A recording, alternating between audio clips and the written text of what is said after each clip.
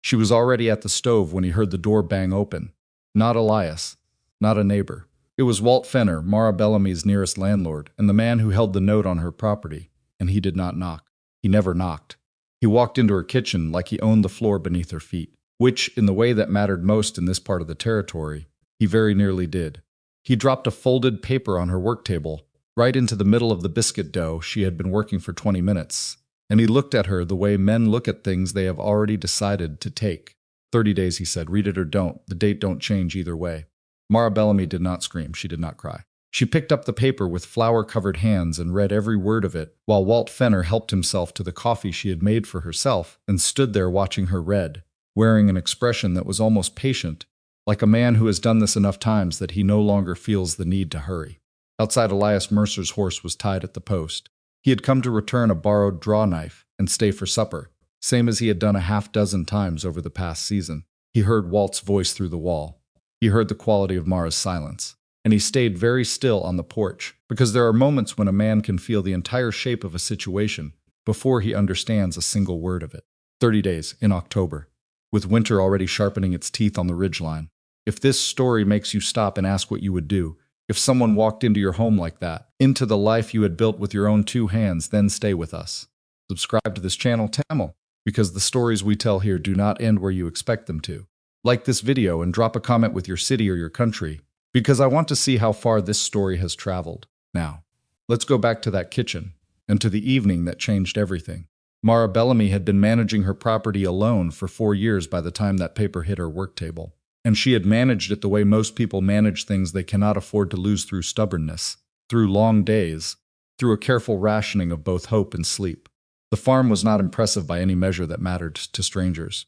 62 acres of mixed terrain, a barn that needed a new roof on the south side, a poultry operation that was profitable only because she worked it herself, and a kitchen garden that had fed her and her younger sister June through 3 hard winters without significant complaint. She had not inherited any of this. She had bought the note from a widow woman named Clara Hatch 6 years ago, before prices climbed, before the land around this valley started to draw the attention of men like Walt Fenner, who understood that water was the thing that mattered, that whoever controlled the creek controlled everything downstream. She had paid that note faithfully every month through the kind of discipline that leaves no room for error. What she had not known, when she signed her original agreement with Clara Hatch's estate attorney, was that the note had been quietly sold 18 months later to a land company out of the eastern part of the state, and that the land company had been bought by a holding concern, and that the holding concern was, for practical purposes, Walt Fenner and 2 partners whose names never appeared in public documents. She had found this out 2 years ago, when a new payment notice arrived with new terms buried in the 4th paragraph, and she had gone to the county seat with the original documents and been told by a tired clerk that the assignment was legal. She had kept paying. She had kept going. But Walt Fenner had not come for the payment. He had come with a 30-day notice of default, and the reason printed in careful legal language on that paper was an acceleration clause in the original nota clause that allowed the holder to demand full payment of the remaining balance at any time, provided certain conditions were met. The conditions cited were technical. A repair to the north fence line that she had not completed within a deadline she was certain she had never agreed to. A missed communication about a property survey, language she did not remember signing and could not immediately find in her original copies. This was the thing about Walt Fenner. He was not crude. He was organized. Mara set the paper down on the work table beside her ruined dough and looked at Walt Fenner with the particular expression of a woman who has been underestimated enough times that she no longer has the energy to be surprised by it. The fence repair, she said. I finished that fence repair in September. Your completion date was August 15th, Walt said. He picked up his coffee cup and looked into it. Per your agreement. I never agreed to August 15th. Your signature is on the amendment. She did not have an answer for that. Not immediately, because she knew she had signed things. Over the years of managing this property through various administrative complications, she had signed several addenda and minor modifications that had been presented to her as routine updates. She had read most of them. She had not had an attorney review any of them, because attorneys cost money she was already spending on the north fence repair. I'd like to see that amendment, she said. Walt smiled. It was a small, courteous smile. You'll receive a full accounting through the legal process. 30 days, Mrs. Bellamy. I'd suggest you start making arrangements. He set the coffee cup down. He walked out. He did not close the door behind him. Mara stood in her kitchen for a long moment, looking at the open door and the October evening coming through it. Then she picked up the paper again and read it one more time. Not because she expected the words to change, but because she needed to be sure she had understood them correctly the first time. She had. Elias Mercer came in from the porch. He did not say anything right away. He had learned, over the years of knowing Mara Bellamy, that there were moments when speaking first was the wrong thing to do, and this was clearly one of them. He closed the door, pulled out a chair at the kitchen table, and sat down. He put his hat on the table in front of him and waited. Mara set the paper down and looked at him. "How much did you hear?" "Enough," he said. She nodded. She was not surprised. She sat down across from him and pressed both hands flat on the table, the way people do when they need to feel something solid beneath them. "Walt Fenner says I defaulted on my note," she said. "He's citing an amendment that I apparently signed." "Did you sign it?" "I may have. I can't be certain. There were several papers over the past 3 years." She stopped. "I need to find my copies." Elias looked at the folded notice on the work table. "When did this come?" "Just now. You were on the porch." "I know. I heard him come in." He paused. "He didn't knock." "He never does." She said it simply, without heat, which somehow made it worse.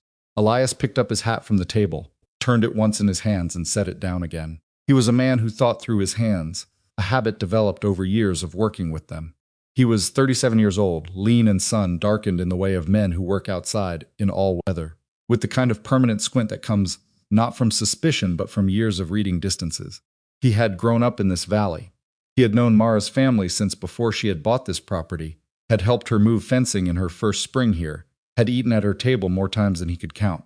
He had also, in the last several months, developed a feeling about Mara Bellamy that was considerably more complicated than neighborly regard. He had not acted on it. He was not certain she would welcome it, and he was more afraid of losing what they had than of anything else he could name. But sitting across from her now, watching her press her hands flat on the table and hold herself together, he felt something shift in him toward something simpler and more direct. He wanted to help her, not because it was the decent thing to do, because it was her. "You need to find those copies tonight," he said. "All of them. Every paper you signed since you took on this note." "I know. And you need an attorney. I know that too." She looked at the work table. "The dough's ruined." "I'll make the biscuits," he said. She looked at him. "I know how," he said. "My mother was particular about it. I've made biscuits in worse situations than this." He stood up, moved to the wash basin, and rolled his sleeves up. "You find your papers. I'll make supper." She watched him for a moment. There was something in his certainty. Not the certainty of a man who knew everything would be fine, but the certainty of a man who simply intended to be useful, that reached her in a way that argument or sympathy would not have. She nodded once, got up from the table, and went to find her document box. Elias made biscuits badly, as it turned out. They were dense on the bottom and uneven in size, and one of them had developed a crack that made it look structurally uncertain. And Mara observed all of this from across the kitchen without commenting, because he was still making them. And that was the thing that mattered. She had her document box open on the table and was working through it methodically, setting papers in piles according to dates and types. By the time the biscuits came out of the oven, she had found 3 addenda she had signed over the course of her agreement with the holding company. She had read all 3. She had not found an amendment that specified an August 15th deadline for fence completion. "It's not here," she said. Elias put the biscuits on the table and sat down. "You're sure?" "I've been through everything twice." She spread the papers out. "There's nothing that mentions the north fence or a completion deadline." He picked up the closest addendum and read it. He was not a lawyer and had no pretense of understanding legal language completely, but he was a careful reader, and he read slowly. "This one's about payment schedule modification. From 2 years ago." "Yes, and this one," he picked up the second survey rights. "They wanted access to run a survey on the eastern boundary. I signed it because there didn't seem to be any reason not to." He read it. He set it down. He looked at the third one. "That one's about liability for the creek drainage," Mara said before he could ask. "From last year, nothing about fences." Elias sat back. He looked at the folded notice on the work table, which neither of them had moved. "So either there's a document you haven't found yet, or Walt Fenner is citing something that doesn't exist. Or something that was created recently and backdated," Mara said. She said it quietly. Elias looked at her. "I know what that sounds like," she said. "But Walt Fenner is a careful man. He wouldn't do something this visible unless he had something to show for it." "That's true," Elias said slowly. "Which means either he has a document or he's betting you won't fight it." "He may be betting I can't afford to fight it." Elias picked up one of the irregular biscuits. He broke it open. It was underdone slightly in the middle. He ate it anyway. "Are you going to fight it?" Mara looked at her papers, at the 30-day notice, at the document box that represented 4 years of careful record-keeping. Then she looked at Elias. "I built this," she said. "Every fence line, every bird in that yard, every jar in the cellar. I am not going to hand it to Walt Fenner because he walked in here with a piece of paper and helped himself to my coffee." Elias nodded.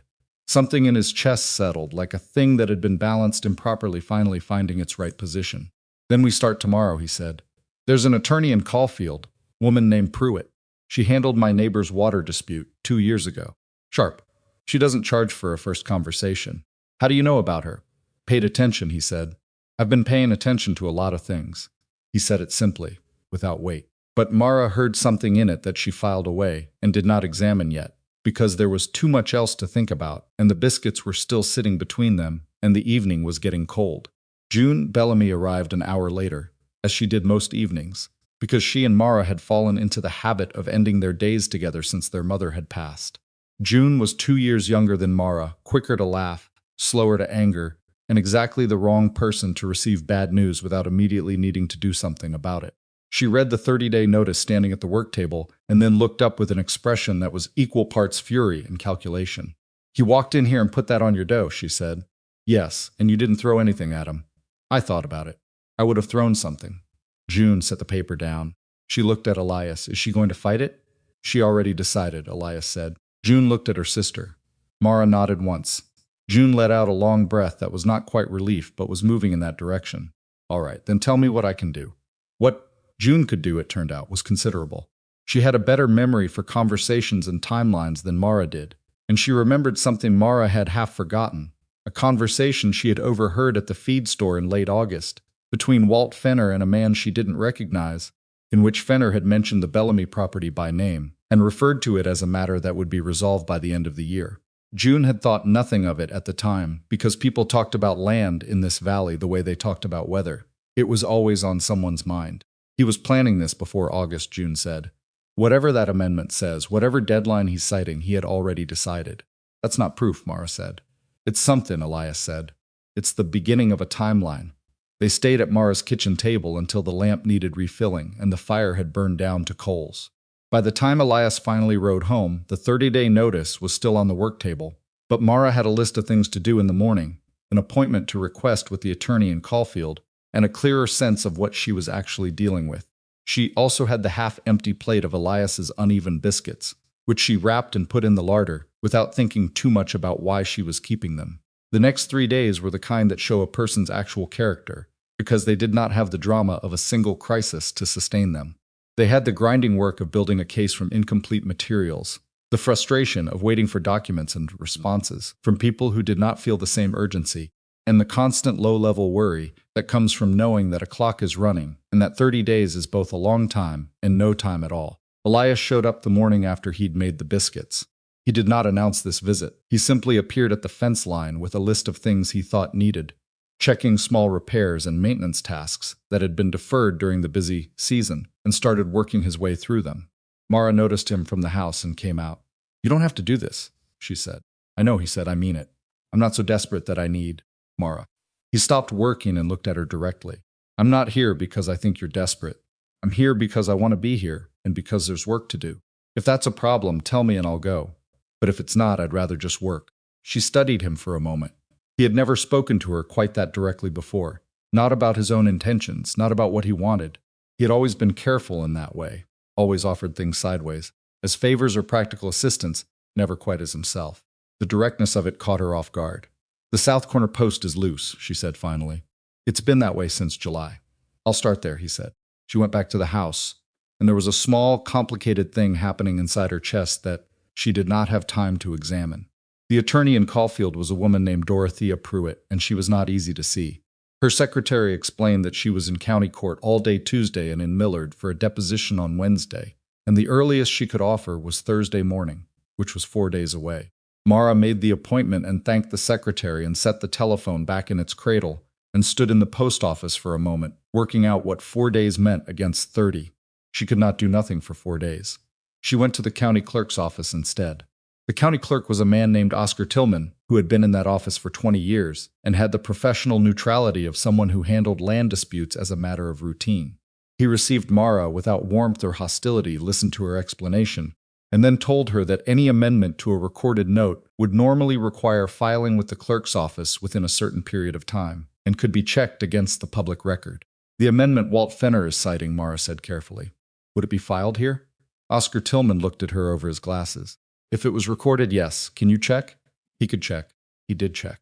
He took 12 minutes, which felt like considerably longer, and then he came back to the counter and told her that there was no recorded amendment to her property note that referenced fence completion deadlines or an August 15th date. Mara stood very still. Is it possible for an amendment to be legally enforceable without being recorded? Oscar Tillman considered this with the care of a man who understood that his answer had weight. Depends on the original terms of the note. Some agreements specify that amendments must be recorded to be valid. You'd need to look at your original agreement. She had the original agreement. She had read it last night. She went home and read it again. The original note specified in paragraph 11 that any modifications to the agreement's terms required written notice to both parties and, if affecting real property rights, were to be filed with the county clerk's office within 30 days of execution. There was no recorded amendment, which meant either Walt Fenner had a document that had simply not yet been filed, or he had a document that could not be legally enforced, or he was operating on the assumption that Mara would not know to check. She wrote all of this down in careful handwriting and put it in the document box. When Elias came in for water in the middle of the afternoon, she showed him what she had found. He read it slowly, the way he read everything, and then looked up at her with an expression she hadn't seen on him before, something between satisfaction and wariness. He didn't file it, Elias said. Not according to the clerk. That's a problem for him, it may be. It depends on what he actually has. She closed the document box. But it tells us something about how he works. He expected this to be over before I could start looking. Elias was quiet for a moment. He picked the wrong person to underestimate. He's done it before, she said. Most people who look the way I look, living the way I live, get treated as if they're one complication away from giving up. She said it without self-pity, as a simple observation about the world. He thought I'd read that notice and start packing. Instead, you went to the clerk's office. Instead, I went to the clerk's office. Elias looked at the document box. Then he looked at her, and there was something in his expression that went beyond what either of them was prepared to name yet, which was that he was in that moment more certain of his feeling for Mara Bellamy than he had been of almost anything in his life.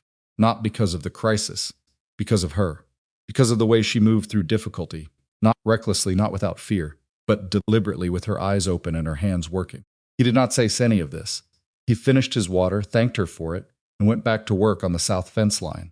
Mara watched him go and did not examine the feeling that came with watching him. The Thursday appointment with Dorothea Pruitt changed things. Pruitt was a compact woman somewhere in her 50s with the economical manner of someone who had learned to waste nothing. Not time, not words, not attention. She listened to Mara's account without interrupting, read each of the 3 addenda, read the original note, and read Oscar Tillman's name on Mara's handwritten notes about the county clerk's finding. Then she sat back and looked at Mara. Tell me about the document he's citing, she said. The amendment with the August deadline. I haven't seen it, Mara said. Only what he told me. He didn't bring a copy, no. Pruitt made a note. That's interesting, I thought so. And you don't recall signing anything that referenced fence completion? I may have signed something that had that language in it and didn't catch it, Mara said. She was not going to minimize her own mistakes. The addenda he sent me were dense, and I didn't have a lawyer review them. Pruitt nodded without judgment. The fact that there's no recorded amendment is significant. Your original note requires recording for amendments affecting property rights. If he has a document you signed, and it wasn't recorded, he may have a harder time enforcing it than he thinks. Or he may argue that the recording requirement is procedural rather than substantive. Courts have gone both ways. Pruitt tapped her pen on the desk. Here's what I want you to do. I want you to send Fenner's attorney a formal request for a copy of the amendment he's relying on, in writing, by the end of this week. And if they don't respond, then they've told us something. And if they do respond, we'll know what we're dealing with. She closed her folder. The other thing I want you to do is start gathering witnesses. Anyone who can speak to when that fence repair was done, who helped with it, who saw it. Mara thought of Elias. I may have some help with that. Good. Because here's what I think is happening, Mrs. Bellamy. Pruitt set her pen down. Walt Fenner is a man who's done this before. Not with you specifically, but with this method. He buys notes. He accumulates technical violations, or he creates the appearance of them, and he uses them to pressure people into selling at below market prices before they can organize a defense. He's counting on 3 things. That you don't know your rights, that you can't afford to fight, and that you'll fold before he has to actually prove his case. He's wrong on all three, Mara said. Pruitt looked at her for a moment. I believe you. But I want you to understand that even when we're right, this is going to be hard. It's going to cost money you may not have easily available. It's going to take time you'd rather spend elsewhere, and he's going to make it unpleasant. He has the resources to make it unpleasant. I know, Mara said. I'm still going to fight it. Dorothea Pruitt picked up her pen again. Then let's talk about what that looks like. Elias was waiting outside when Mara came out of the attorney's office. He was leaning against the post with his arms folded and his hat pulled low, and when she came through the door he straightened up and looked at her face with the particular focused attention of someone reading weather. Well, he said, we have a case, she said. Maybe. It depends on what document he actually has. But you have something. We have the recording requirement and 3 addenda that don't mention fences. She stopped beside him. The October wind was cold and direct, moving down the street with the kind of intention that suggested November was only waiting for permission. She wants witnesses. People who saw the fence work done. Elias looked at her. I was there for 2 full days in August, and you finished it before the end of the month. I'm certain of that. You'd testify to that? Without hesitation, he said. It was simple and flat, the way he said things when he meant them most. She looked at him. The wind moved between them, and neither of them moved away from it. She had known Elias Mercer for years. She had eaten supper with him and worked alongside him and borrowed his tools and heard his stories. She had treated him as a fixture of her life in the way that genuinely good things sometimes get treated, with a kind of comfortable inattention, the assumption that they will simply continue. She was no longer comfortable with that assumption. Something had shifted. She did not know exactly when, but she thought it might have been when he made those terrible biscuits and ate them without apology, or when he came back the next morning without being asked, or when he says, I'm here because I want to be here, with the straightforwardness of a man who had run out of reasons to be indirect. She turned toward the street. She says it's going to be hard. Most things worth keeping are, Elias said. He said it about the property. She heard it as something larger, and she did not correct herself, because she thought she was probably right. They walked to where the horses were tied, and neither of them said anything more about it. But the space between them had changed in some quality that both of them felt without discussing. It was the kind of change that happens not in a single moment, but has been building through 100 smaller ones, and only announces itself when circumstances make it impossible to keep ignoring. Mara had 30 days. She had an attorney, a finding at the county clerk's office, 3 clean addenda, and a man willing to testify to what he had seen with his own eyes. It was not everything. It was a beginning. She untied her horse and looked out at the road back to her farm's 62 acres of mixed terrain, a south side roof that needed fixing, a poultry yard that had fed her through 3 hard winters, a document box with every paper she had ever signed. Her land, her work, her life. Walt Fenner had walked into her kitchen without knocking and put a notice in her biscuit dough and helped himself to her coffee. She was going to make him prove every word of that document. The letter went out on a Friday. Mara wrote it herself at the kitchen table, with Dorothea Pruitt's instructions on one side of her and her original note documents on the other. She was not a woman who wrote formal legal correspondence by habit, and the first draft was too angry, and the second was too apologetic, and the third was what Pruitt had described as appropriate, firm, specific, and without emotional language that could be used against her. She requested in writing a complete copy of the amendment Walt Fenner's notice had cited, including the date of execution, the signatures of both parties, and any notarization or witness attestation. She requested this within 10 business days. She copied Dorothea Pruitt on the correspondence. She sealed it and wrote it to the post herself because she did not trust anyone else to make sure it went out that day. Then she came home and went back to work because the farm did not pause for legal disputes. This was the thing that people who had not run a working property sometimes failed to understand about crisis. It did not suspend the ordinary demands of a life. The chickens needed feeding at the same time they had always needed feeding. The water situation in the east pasture needed checking because the cold snap 2 nights ago had done something to the drainage that she hadn't fully diagnosed yet. The larder needed an accurate count before she could make sensible decisions about what to sell and what to keep through the winter. She did all of these things in the same days that she was building a legal case, and she did them with the same attention she always brought to them, because letting the farm slide while she fought for it made no sense. Elias understood this without being told. He came 3 mornings that first week, worked through whatever needed working on, and left without making the visits into something they had to discuss. He did not ask her how the legal situation was developing every time he arrived. He did not treat her property like a charity project or treat her like someone who needed managing. He showed up and worked. And when she had things to tell him, she told him. And when she didn't, he didn't press. On the fourth day, she told him about the county clerk's finding and what Pruitt had said about the recording requirement. He listened without interrupting, which was one of the things about him that she had always taken for granted and was now noticing differently. Most people listened with the part of their brain that was already preparing a response. Elias listened with the whole of his attention, which meant that when he did speak, he was actually responding to what she had said, rather than to the version he had been assembling while she talked. So if there's no recorded amendment, he may not be able to enforce it, he said. That's what Pruitt thinks. But she said courts have gone different ways on it, meaning he might still win even if he didn't file it, meaning it's not a certainty, just an advantage. She was pulling a loose board on the poultry gate as she talked, because there was always something that needed doing, and she had stopped pretending she could hold still for important conversations. The important thing right now is what he sends back. If he sends a document, we'll know what we're working against. If he doesn't send anything, then he's bluffing, or he's stalling, which tells its own story. Elias handed her a nail from his shirt pocket without being asked, because he had been watching her work and knew what she was about to need. She took it without comment, because the gesture was too natural to require acknowledgement, and drove it into the board with 3 clean strokes. Pruitt's going to want more than just the recording issue, Mara said. She mentioned the possibility of challenging the original assignment, whether the sale of the note from Clara Hatch's estate was properly executed. That's a different fight. Yes, more expensive. More time. She tested the board. But if Walt Fenner's claim to this note has a weakness somewhere in the chain of title, it changes everything. Elias was quiet for a moment.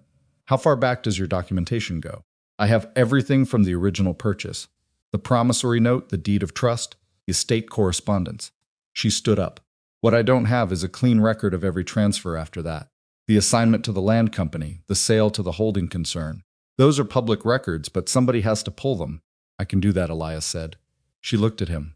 That's a full day at the county seat minimum. I know, I've got nothing that can't wait a day. He picked up his tools.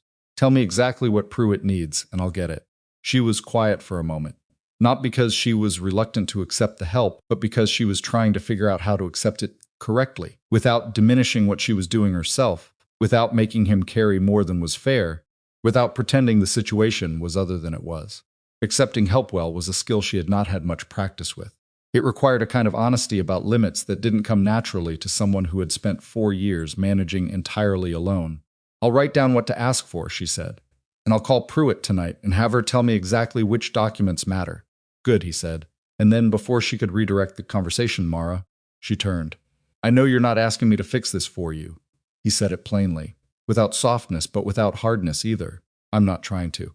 I just want you to know that whatever you need from me, research, testimony, someone to ride to the county seat, it's not a burden. I want to do it.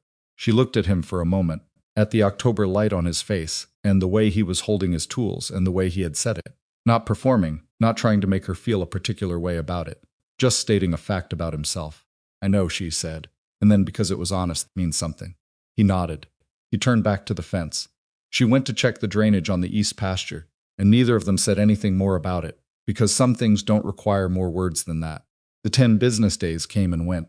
Walt Fenner's attorney, a man named Aldous Crane, who operated out of a 2-room office on the north end of Caulfield, sent a response on the 11th day that was 2 paragraphs long and said, in language that Pruitt translated for Mara over the telephone, essentially nothing. It acknowledged receipt of her request.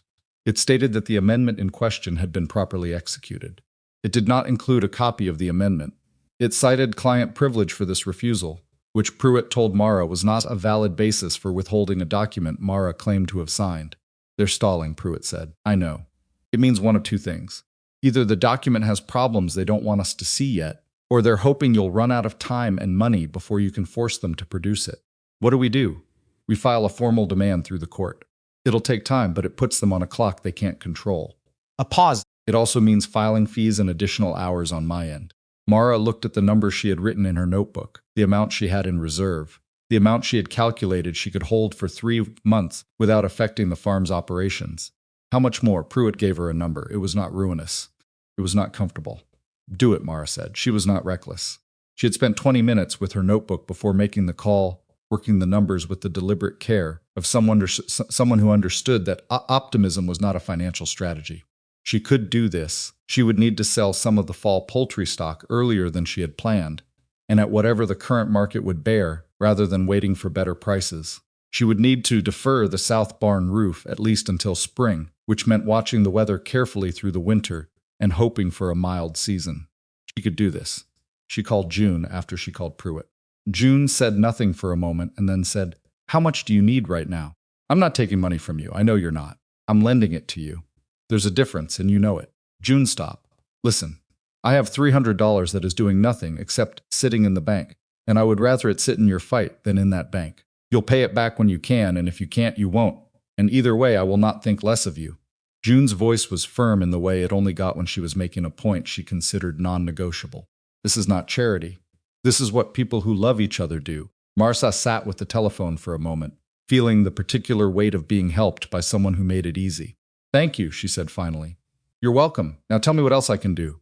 Elias came back from the county seat on a Thursday, with a leather folio of documents and a look on his face that Mara recognized, the particular expression of a man who has found something he was not entirely expecting to find. He came in, sat down at the kitchen table, and spread the papers out without preamble.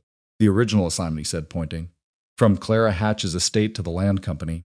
It was executed 14 months after you signed your original note. I know about that one. The clerk told me it was legal. It is, but look at the date on this one."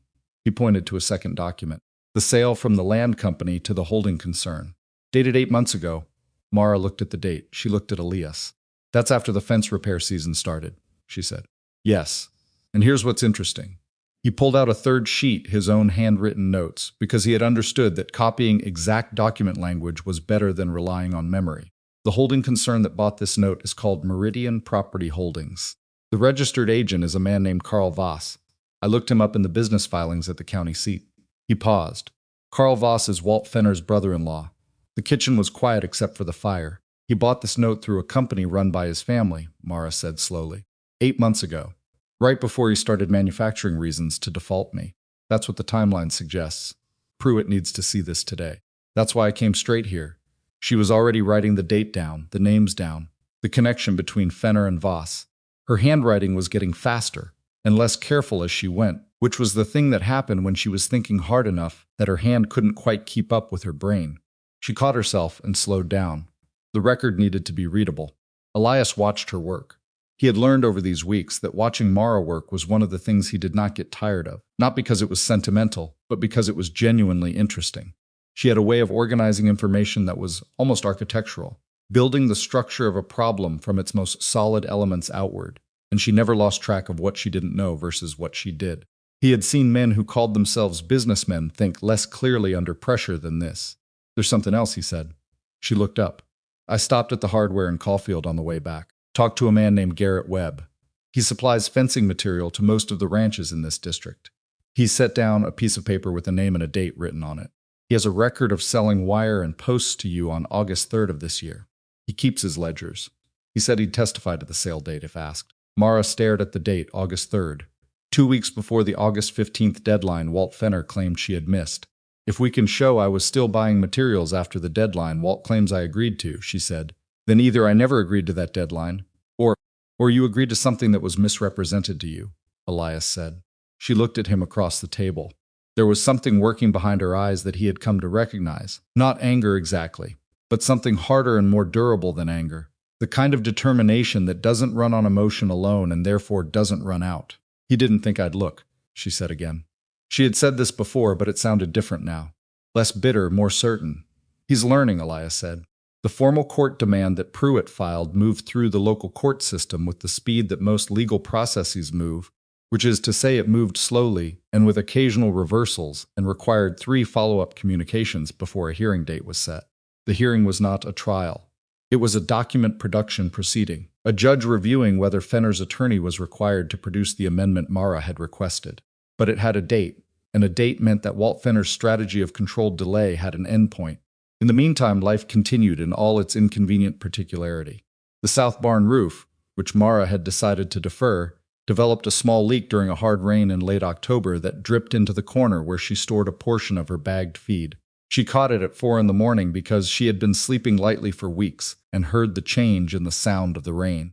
She moved the feed by lamplight and set a bucket under the drip and went back to bed and lay there for 2 hours not sleeping. doing arithmetic about repair costs that she already knew by heart.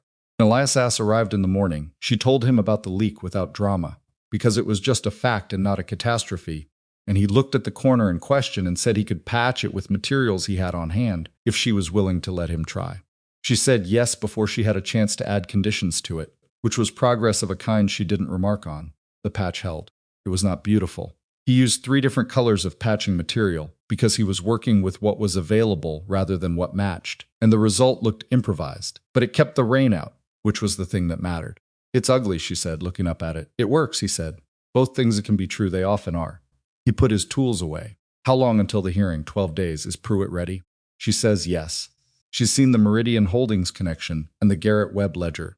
She's also been talking to another attorney in the district who handled a case 2 years ago that involved a similar default notice on a farm property.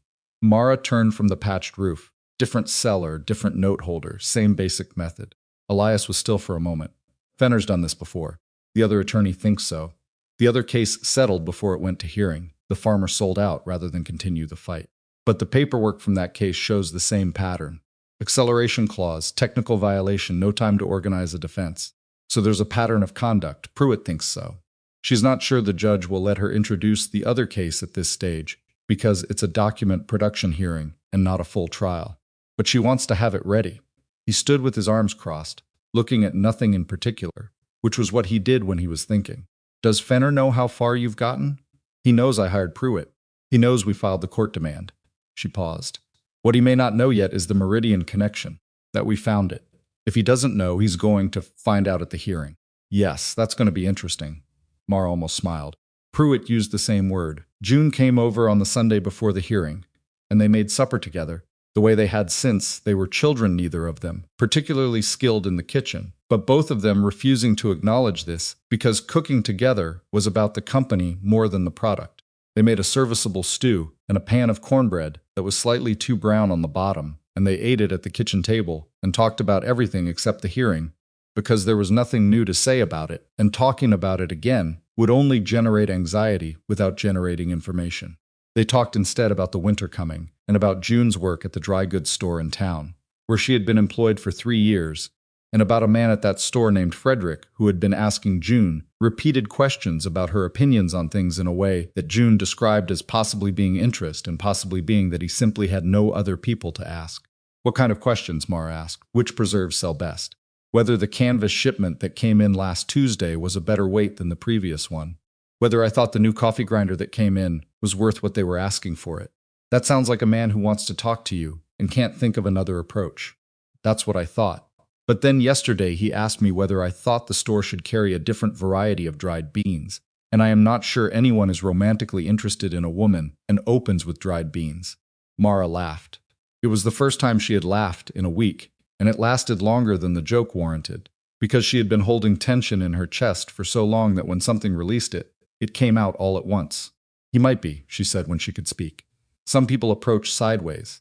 They talk about the thing nearby before they can talk about the actual thing." June looked at her. She had the expression she wore when she was about to say something she had been preparing for a while. "Are we still talking about Frederick?" Mara picked up her fork. "Eat your stew, Mara, June." "He came 3 times this week," June said, "to the farm. And he patched your roof with 3 different colors of material because he used what he had, which means he did it immediately instead of going to get proper supplies, which means he didn't want you to have a leaking roof for even 1 more day." She paused. "I'm just noting things. Your stew is getting cold. He rode to the county seat and spent a full day pulling land records because you needed them. He's going to stand up in front of a court and testify about a fence he helped you build because it's the truth, and he was there," Mara said. "That's one reason," June said mildly. They ate in silence for a moment. "I know," Mara said, finally. June waited. "I know what you're saying, and I know you're not wrong. Mara set her fork down. "I can't think about that right now.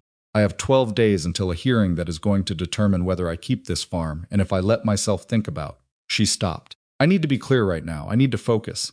"I'm not telling you to do anything about it," June said. "I'm just telling you that I see it, so you know that someone sees it."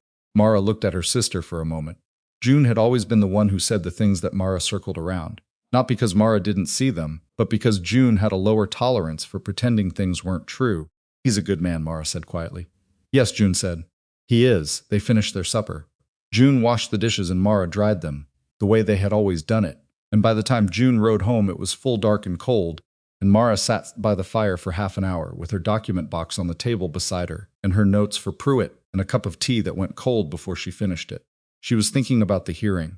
She was also thinking about other things, and she was honest enough with herself to know it. The morning of the document production hearing was a Tuesday, and it was cold in the way that late October mornings in this part of the territory were cold. Not the deep, serious cold of January, but the kind that reminded you it was coming, a cold with intent. Mara was up before first light. She put on the good dress she wore to town on important occasions, the dark blue one with the small collar, and she pinned her hair and ate a piece of bread and drank half a cup of coffee because her stomach would not permit more. She checked her document box one final time, confirmed that everything Pruitt had asked her to bring was there, and went to hitch the wagon. Elias was already in her yard when she came out. She had not asked him to come. She had told him about the hearing date. He knew when it was, but she had not said specifically whether she wanted him there or not, partly because she was uncertain herself, and partly because she did not want to ask for things she wasn't sure she needed. He was standing by his horse, with his hat in his hands, wearing his better coat, and when she came out of the barn, he looked at her with an expression that asked a question without posing it aloud. "You didn't have to come," she said. "I know," he said. "Do you want me to go?" She looked at him for a moment, at the better coat, at the hat in his hands, at the simple fact of him standing in her yard at first light on a cold Tuesday morning because something mattered to her. "No," she said, "I want you to come." They rode to Caulfield in the wagon. They talked about small things for the first part of the journey, the weather, the state of the road, the fact that one of her harness buckles was showing wear and would need replacing before winter. This was not avoidance. It was the kind of talk that serves as ballast during the approach to something difficult, the ordinary conversation that keeps a person grounded when their nerves are doing their own thing in the background. Halfway to Caulfield, Mara said, "What if the document exists and it says what he claims it says?" It was the question she had been carrying for weeks, the one underneath all the research, and the attorney calls and the county clerk visits. She asked it now because there were no more preparations left to make, and because Elias was the person she asked hard questions.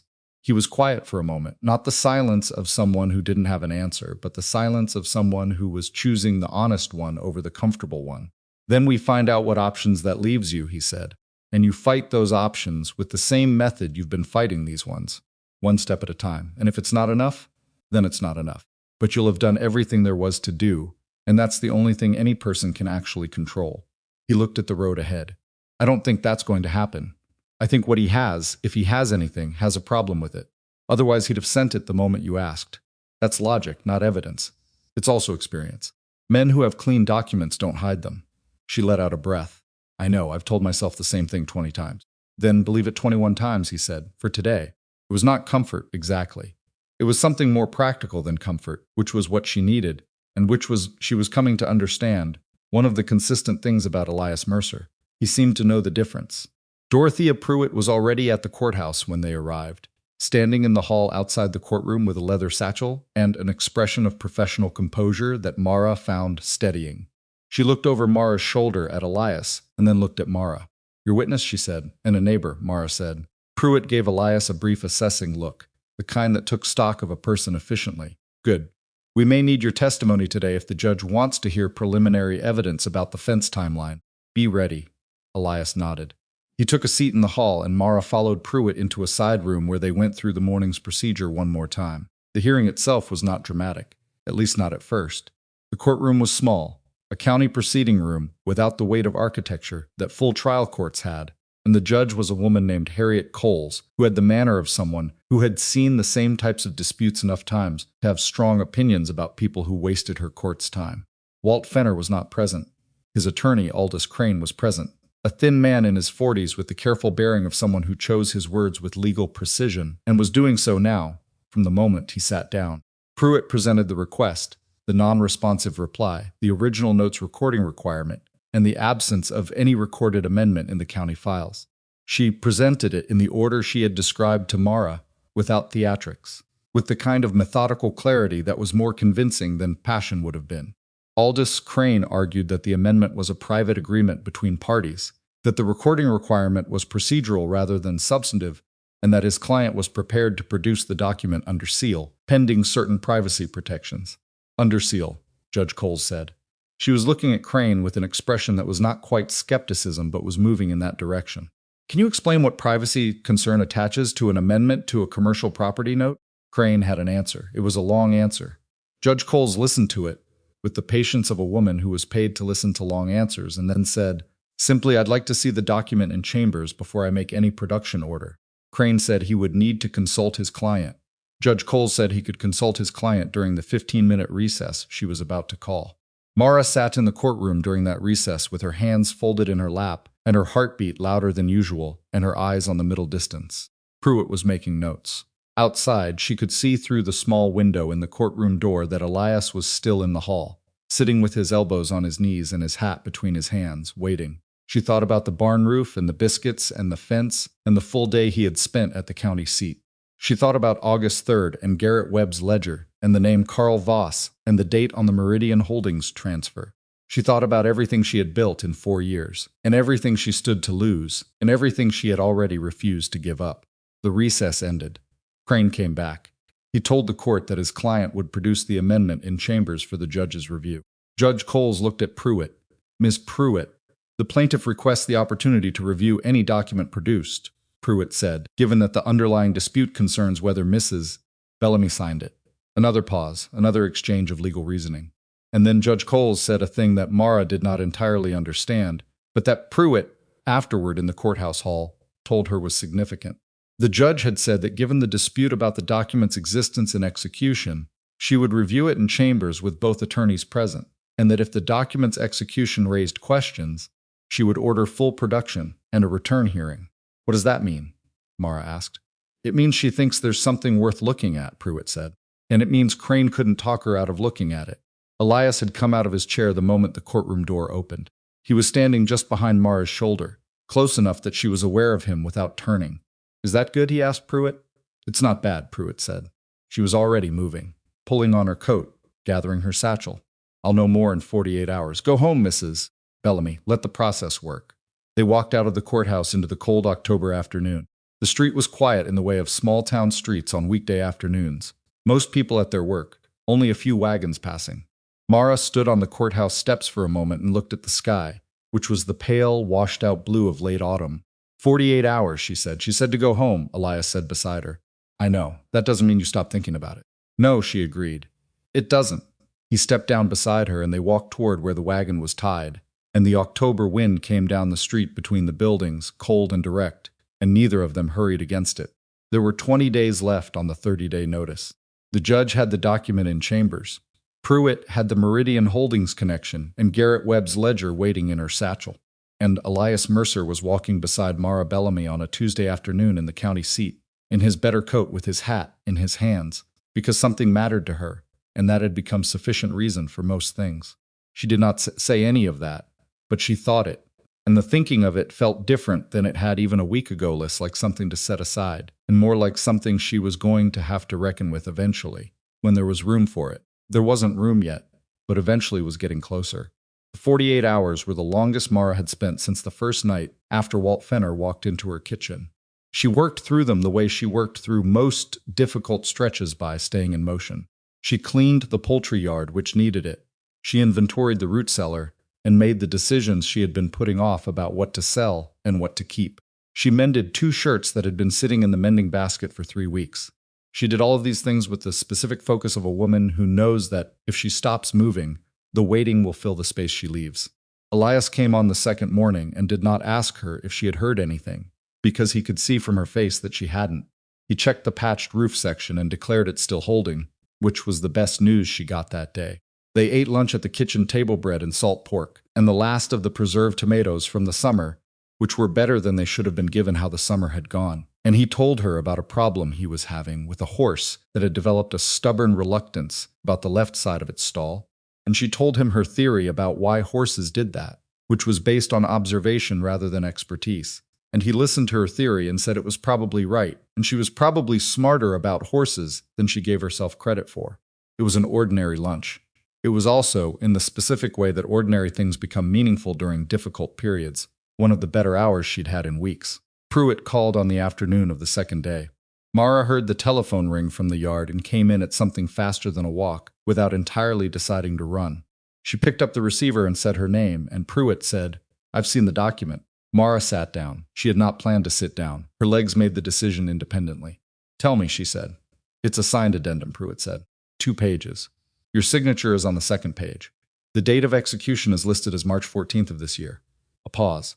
The addendum contains language about fence maintenance and completion timelines, including an August 15th deadline for the north fence repair. The kitchen was very quiet. "My signature," Mara said. "Yes, in your hand from what I can see." The judge had the same assessment. Mara was quiet for a moment.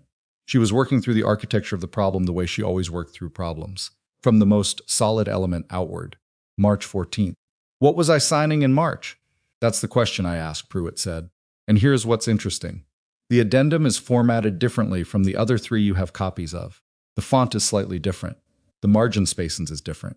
And the language in the body of the document does not match the drafting style of the original note or of the 2 addenda that I believe were prepared by the same attorney. Mara heard something shift in her own breathing. What does that mean? It means one of 2 things. Either this addendum was prepared by a different attorney, which is possible but unusual given that the other modifications all came from the same office, or the signature page was separated from a different document, one you legitimately signed, and attached to a body that you never saw. The silence on the line stretched long enough that Pruitt said, "Mrs. Bellamy?" "I'm here," Mara said. "I'm thinking." She pressed her free hand flat on the kitchen table. "March. In March, I signed a renewal of the drainage easement for the east boundary. It was 2 pages. I signed the second page. Is it possible the signature on what Crane produced came from that document? I don't know. I'd have to compare my copy with what Crane produced. The drainage easement would have had a signature line in the same position bottom of the second page, right side." She stopped. "Can we get them side by side?" "That," Pruitt said, "is exactly what I'm going to ask the judge to allow. I'm filing a motion tomorrow morning requesting a full forensic comparison of the signature page. If there's been a cut and paste, or rather if the pages were physically separated and recombined, a document examiner may be able to detect it. How long will that take?" "The motion, a few days. Getting an examiner appointed, potentially 2 to 3 weeks." Mara did the arithmetic against the 30-day clock. "The notice runs out before that." "Yes. Which is why I'm also filing an emergency motion to stay the default notice pending the outcome of the examination. Given the judge's interest this afternoon, I believe she'll grant it." Pruitt paused. "I want to be honest with you. A stay is not a victory. It buys time. It keeps the notice from running while we investigate. But it is not a resolution, I understand that." "Good. I'll call you tomorrow after I've filed."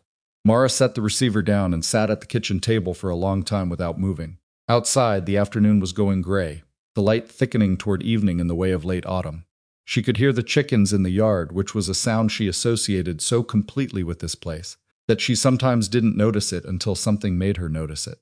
She noticed it now. She got up, put on her coat, and went to find Elias. He was at the south fence line, where he had been working steadily through the afternoon, on a section of posts that had gone soft in the ground. He had dug 3 of them out, and was working on the 4th when she came around the corner of the barn, and he looked up at her face and stopped what he was doing. "She called," he said. "Yes." He set down his post-hole digger and waited. She told him everything Pruitt had said. The document, the signature, the formatting inconsistency, the drainage easement, the forensic motion, the stay. She told it in order the way she organized everything, because she found that organizing information as she spoke helped her understand what she actually thought about it. He listened without interrupting, which was still the thing she valued most about telling him things. When she finished, he was quiet for a moment. Then he said, "The drainage easement. Do you have your copy?" "In the document box." "And it was 2 pages?" "Yes. I remember because I commented to the attorney's messenger, who brought it, that it seemed like a lot of paper for something straightforward. And he said most of the language was standard and I only needed to review the first paragraph in the signature line." She stopped. She heard in the memory something she had not fully noticed at the time. "He told me which parts to read." Elias looked at her. "The messenger. He was a young man. I'd seen him around Caulfield. He brought the document and waited while I read it and took it back with him." She paused. "I kept a copy. But he told me specifically that the important parts were the first paragraph and the signature line. He directed my attention, or directed it away from something in the middle." She looked at him. The gray afternoon was settling around them, and the cold was getting into the quality of its quietness. "If the drainage easement had language inserted into it, in the middle, in the pages I wasn't directed to read carefully, then what you signed may not be what you thought you were signing." "Yes." She was very still. "And if someone removed the signature page and attached it to a different document body, the one Crane produced, Then Walt Fenner has been planning this since at least March, probably longer. They stood at the fence line in the thickening afternoon, and neither of them spoke for a moment because the thing they were looking at was the shape of something deliberate and patient. Not opportunism, but design. Months of design, which was worse. The messenger Elias said, "Do you remember his name?" "I don't. I'd know his face. Could you find him?" "In Caulfield, maybe." He moved around the legal offices. "I'd seen him before." She looked at Elias. "If he can be found, and if he remembers that day, and if she stopped." "That's a lot of ifs. Pruitt needs to know about him," Elias said. "I'll call her tonight." He picked up his post-hole digger and looked at the half-done post, then at the sky, which had gone the color of old pewter. "It's going to be dark in an hour. Go call Pruitt. I'll finish this tomorrow." She almost said she could manage without him spending another day here. She stopped herself, because it wasn't true, and because she had promised herself, somewhere in the middle of all of this, that she was going to get better at accepting what was real instead of only what she was comfortable asking for. "Thank you," she said instead. He nodded. He did not make anything of it, which was exactly right. Pruitt's emergency motion for a stay of the default notice was filed on a Thursday morning and granted on Friday afternoon. Judge Harriet Coles signed it with a notation in her order that the court found sufficient preliminary questions about the document's execution to warrant preservation of the status quo, pending further examination. The 30-day clock stopped. Mara read the copy of the order that Pruitt sent her by messenger, sitting at the kitchen table with a cup of coffee that had gone cold before she remembered it, and she felt something release in her chest that she had been holding so tightly for so long that she had stopped noticing the effort. It was not over. Pruitt had said so clearly twice. A stay was not a resolution. The forensic examination had to be ordered and conducted and reported, and even a finding that the signature page had been detached from another document was evidence of fraud, not proof of a specific claim, and fraud cases could take time and money she was already calculating carefully. There was more road ahead than behind, but the clock had stopped. Walt Fenner could not take her farm on the original notice while this question was open. That meant she had time to work. She let herself feel the relief for exactly one evening. She called June, who was so relieved. She cried briefly, and then recovered quickly and asked what needed doing next. She told Elias when he came by the following morning.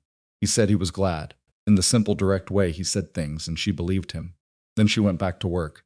The young man who had delivered the drainage easement in March was named Calvin Reese, and he was not difficult to find because Caulfield was not a large town, and Elias knew most of its regular inhabitants by sight, if not by name. He found Calvin at the Feed and Grain on a Wednesday, 3 days after the stay was granted, helping to unload a supply wagon. A young man of about 20, broad-shouldered, with the slightly unfocused manner of someone who was working to support himself through a situation he had not fully planned. Elias did not identify why he was looking for Calvin. He simply struck up a conversation in the way that men in working towns struck up conversations, around the shared activity of moving heavy things from one place to another. And he mentioned at some point that he was helping a neighbor with a property matter and was looking to trace the delivery of some legal documents from earlier in the year.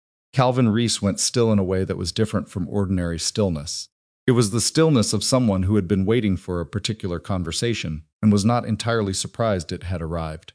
Elias noted this without showing that he noted it. "I do some delivery work," Calvin said carefully. "For different offices. This would have been March. A property addendum, delivered to a farm outside of town." Calvin didn't say yes. He also didn't say no. He moved another bag of grain and said without looking up, "Who's asking?" "A neighbor, a woman named Mara Bellamy." Elias kept his voice level. "She's not in any trouble. She's trying to understand what she signed and when." Calvin was quiet for a moment. He set down the bag in his hands and looked at Elias directly for the first time. He was younger than he'd seemed at first, 20 at the most, with the kind of face that had not yet learned to hide what it was thinking. "I just delivered what I was given," Calvin said. "I was told what to tell people when they read it. I was told which parts to point them to." He stopped. "I didn't know what it was for. Do you know now?" A longer pause. "I heard things around the office." He looked at the grain bags. "I don't work for that office anymore." Elias absorbed this. "Would you be willing to talk to an attorney?" "Not in front of Walt Fenner. Not in any way that puts your name in front of him yet. Just a conversation." Calvin Reese looked at him for a long time. He was weighing something. Elias could see it. The particular weight of a young man who had done something he wasn't proud of and wasn't sure yet whether saying so would cost him more than staying quiet. "The woman whose farm this is," Calvin said. "Is she going to lose it?" "Not if the truth comes out," Elias said. Another pause. Then Calvin nodded, once with the expression of someone who has made a decision they were probably going to make anyway, and is relieved to have it made. I'll talk to the attorney, he said. Dorothea Pruitt met with Calvin Reese in her office the following Monday. Mara was not present. Pruitt had advised against it on the grounds that Calvin needed to feel he was talking to an attorney rather than to the woman whose situation he was partially responsible for, and that his account would carry more weight if it was given without Mara in the room. Mara agreed to this with some difficulty and spent the hour of the meeting reorganizing the root cellar for the second time in 2 weeks. Pruitt called her that evening. He confirms the delivery, she said. He was employed as an errand runner by a legal services firm in Caulfield that did work, among other clients, for Aldous Crane's office. He says he was given the document in a sealed envelope and told to deliver it to you and to tell you that the important language was in the first paragraph and the signature line. He was told to say that specifically. Yes. He says those were the words he was given. Pruitt's voice was controlled, which meant she was keeping something back. He also says that the envelope he delivered was thicker than he would have expected for a 2-page document. Mara sat with this, thicker, suggesting there may have been additional pages, a different document body inside the envelope with the signature page you signed, or the signature page was collected separately. Pruitt paused. He can't testify to what was inside the sealed envelope. He's not a document examiner. But his account of being directed to steer your attention to specific parts of the document is significant. Is it enough? Combined with the forensic examination, which I expect will find physical evidence of page substitution, it may be. Combined with the recording failure, the Meridian connection, and Garrett Webb's ledger, we are building something that a judge is going to look at carefully. Pruitt let a beat pass. I want to be honest with you still. Building something is not the same as winning. We are making the case. Whether we win it depends on the examiner's findings and on how this plays in front of Judge Coles. I understand, Mara said, and she did. She had stopped expecting certainty weeks ago. What she was working toward was the best possible case from the facts available, and the facts available were getting better. One more thing, Pruitt said. I've heard from the attorney who handled the similar case 2 years ago. He is willing to provide a sworn statement about the pattern of conduct he observed in that case. He won't name his client privilege, but he can speak to the method. Will Coles allow that? I'm going to try to bring it in as evidence of a scheme, rather than as character evidence. There's case law on both sides, a pause. But it gives us a picture, Mrs. Bellamy. And sometimes a picture is what a judge needs to see. November arrived with wind and a hard frost that killed the last of the kitchen garden and made the ground ring under boots in the morning. Mara moved through the farm's winter preparations with the doubled attention of someone doing 2 things at once: the physical work of the farm and the ongoing work of the case, which now had its own rhythm of calls and documents and waiting periods that she had learned to navigate without letting them consume the rest of her day.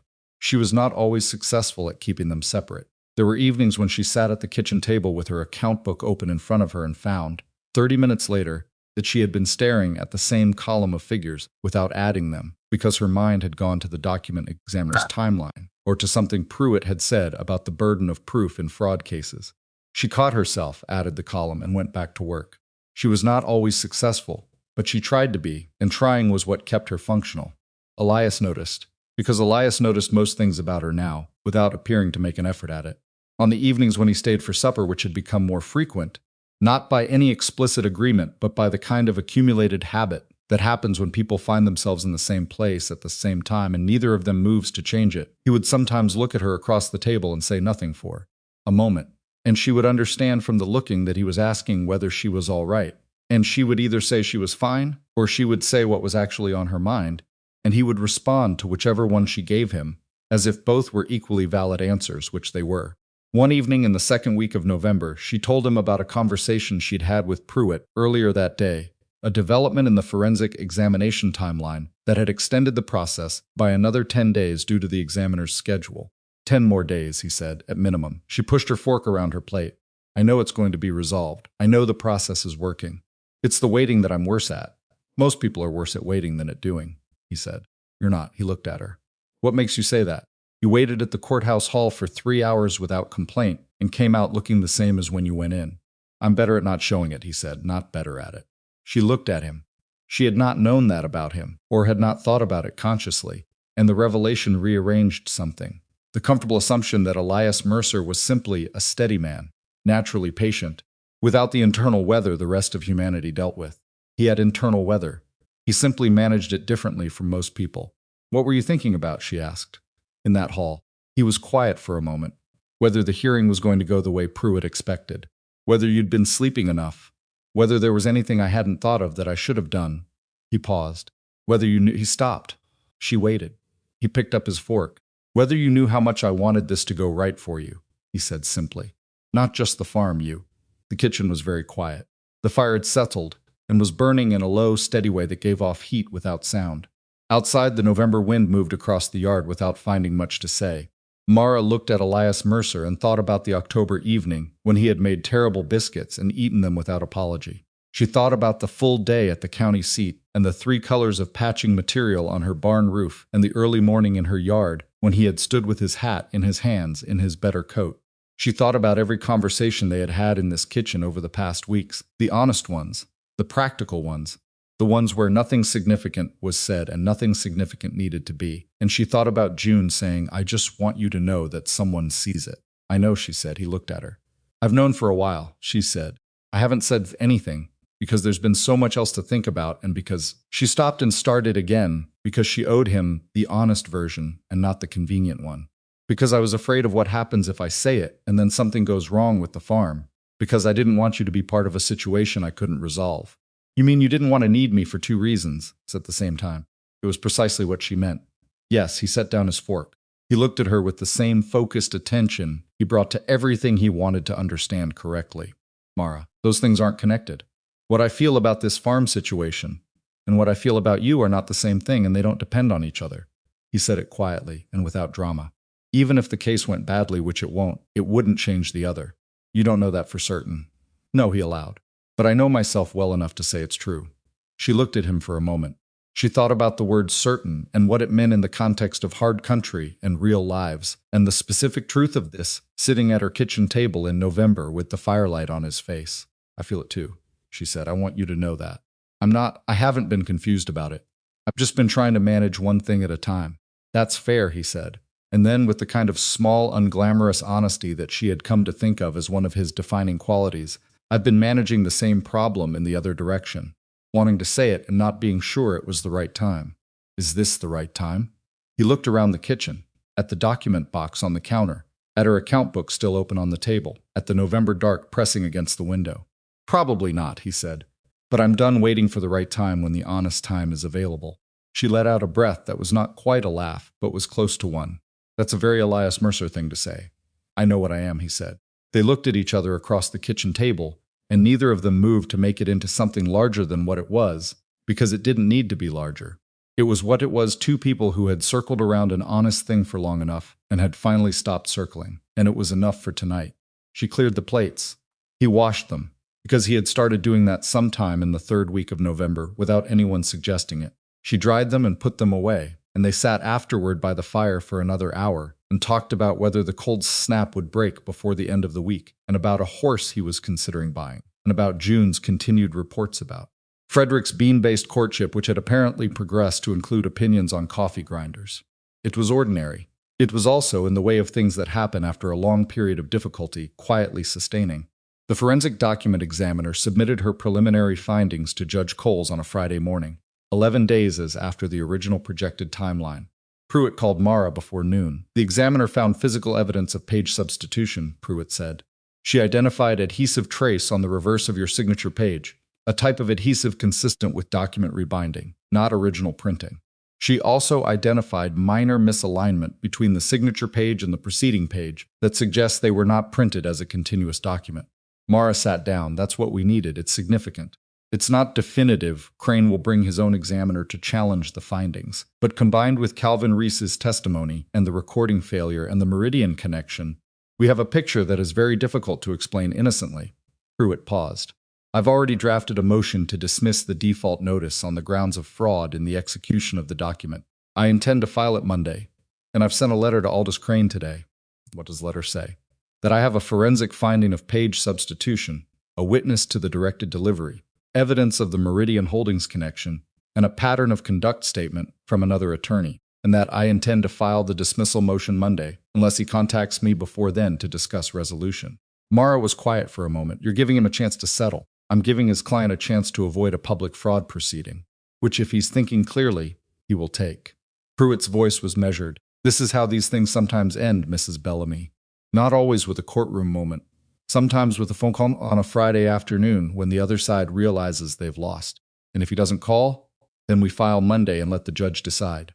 Mara looked at the kitchen table, at the document box, at the window where November was doing its ordinary work outside. Let me know what he says, she said. Of course. A pause. Mrs. Bellamy, you should know that not everyone fights this hard, and not everyone finds what you found. Fenner has done this before and gotten away with it because most people either don't know to look or can't afford to keep looking. You did both. Mara thought of the county clerk's office and the drainage easement and Garrett Webb's ledger and Calvin Reese's unfocused face when he'd told Elias, I just delivered what I was given. She thought of Elias at the county seat for a full day, and Pruitt reading a 2-page legal notice with the focused attention of someone who suspected the words were hiding something. I had help, she said. You did, Pruitt agreed. Good help is part of the result, too. She set down the telephone and sat at the kitchen table and felt for the first time since October that the shape of the thing ahead of her was more visible than the shape of the thing behind. Not clear nothing in a legal dispute was clear until it was over but visible. She could see where the road was going. She could see what the road was made of. She put on her coat and went outside.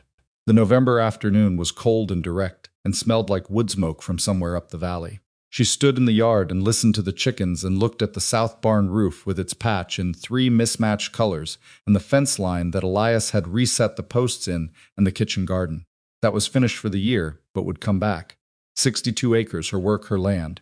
She went back inside and started a letter to June. Aldous Crane did not call on Friday. Pruitt had given him until close of business, which in a town like Caulfield meant roughly 5 o'clock, when the legal offices that kept actual hours shut their doors and the ones that didn't simply stopped answering their telephones. At 5:15, she called Mara and said, in a voice that had not changed its professional register, but carried something underneath it that Mara had learned to read as controlled frustration, that she had not heard from Crane and intended to file the dismissal motion first thing Monday morning as planned. What does it mean that he didn't call? Mara asked. It means one of several things. He hasn't been able to reach Fenner. He's reached Fenner, and Fenner told him to hold the line. Or Fenner has decided to fight the forensic finding and is bringing in his own examiner, which he has the right to do. Pruitt paused. Or he's consulting with someone about whether the conduct rises to the level of something he personally wants to be associated with going forward. Crane. Attorneys have reputations too. Some of them care about that. Mara sat with this. And which do you think it is? Fenner told him to hold the line, Pruitt said. That's my read. Walt Fenner is a man who has operated this way for years and has not faced consequences for it. He may genuinely believe he can counter the forensic finding, or he may believe that even with the finding, a rural court is not going to rule against an established landholder on the basis of a document examiner and a 20-year-old errand runner. A pause. He may be wrong about that, but he's made his calculation. After she set down the telephone, Mara stayed at the kitchen table for a long time. The November dark had come down fully outside and the lamp was burning, and she had a cup of tea she wasn't drinking, and her account book was still open because she had been trying to finish the week's figures before Pruitt called. She thought about Walt Fenner making his calculation.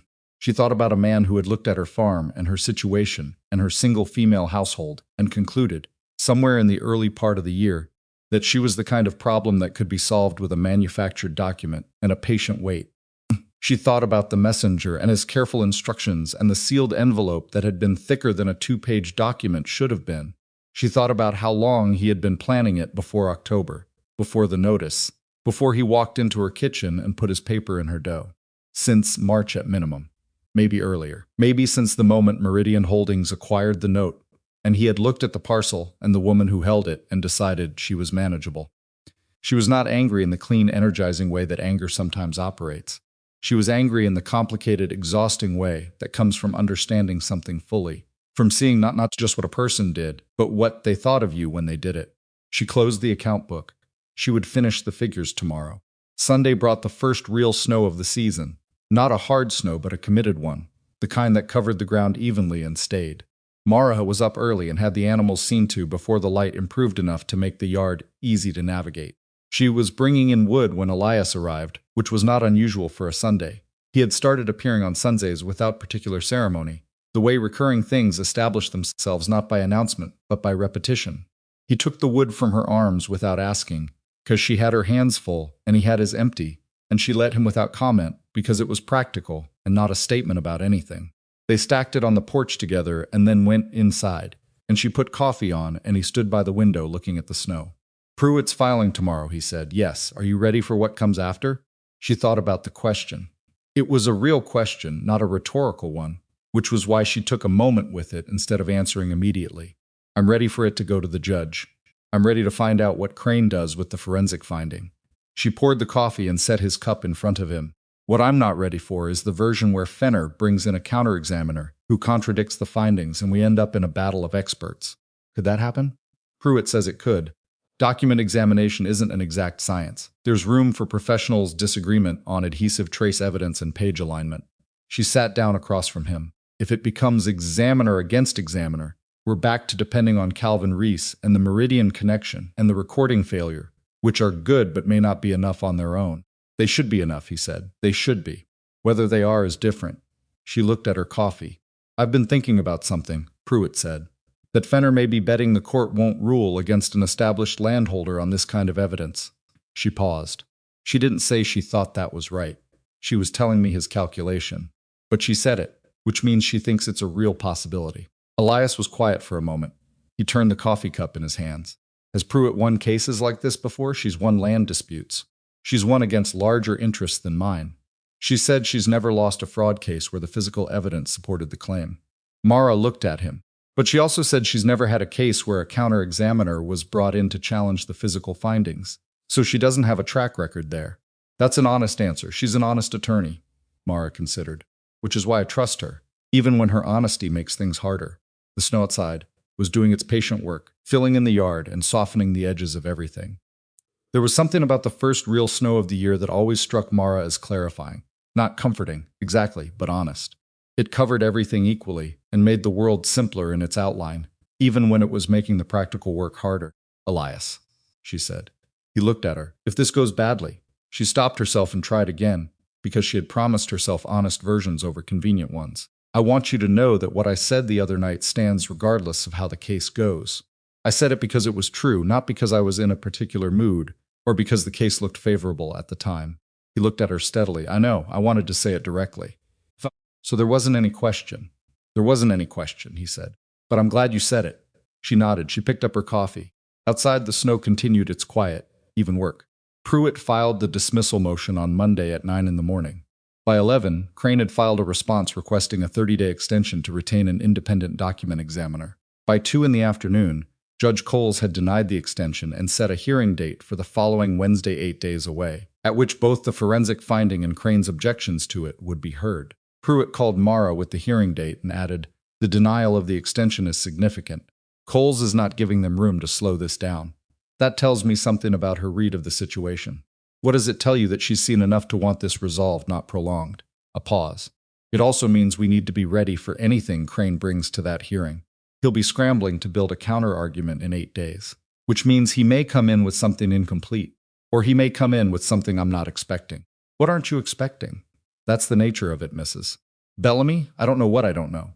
Pruitt's voice was dry in the way of someone who had made peace with uncertainty through long practice. What I do know is that we are better prepared than they are, and that being better prepared counts for something in front of a judge who has already granted a stay and ordered chambers review. Wednesday, Mara said. Wednesday, come early, and bring your neighbor. The 8 days between the filing and the hearing were the strangest stretch of the whole thing, in some ways, because there was nothing left to prepare and nothing to do except maintain normal life while waiting for the day that would determine whether normal life continued. Mara made herself useful. She made herself finish the account book figures and clean the root cellar properly this time, not as displacement activity, but as genuine necessary work. She made herself answer June's letter, which had arrived with a lengthy account of Frederick's ongoing bean and coffee grinder-based courtship, and a postscript that read simply, "I am proud of you. I want you to know that," she wrote back. "I know. Thank you for the money and for being June." She did not write back to June about Elias, because June already knew, and because some things communicated better in person. Elias came every day that week. He did not make the visits into something that needed explaining or discussing.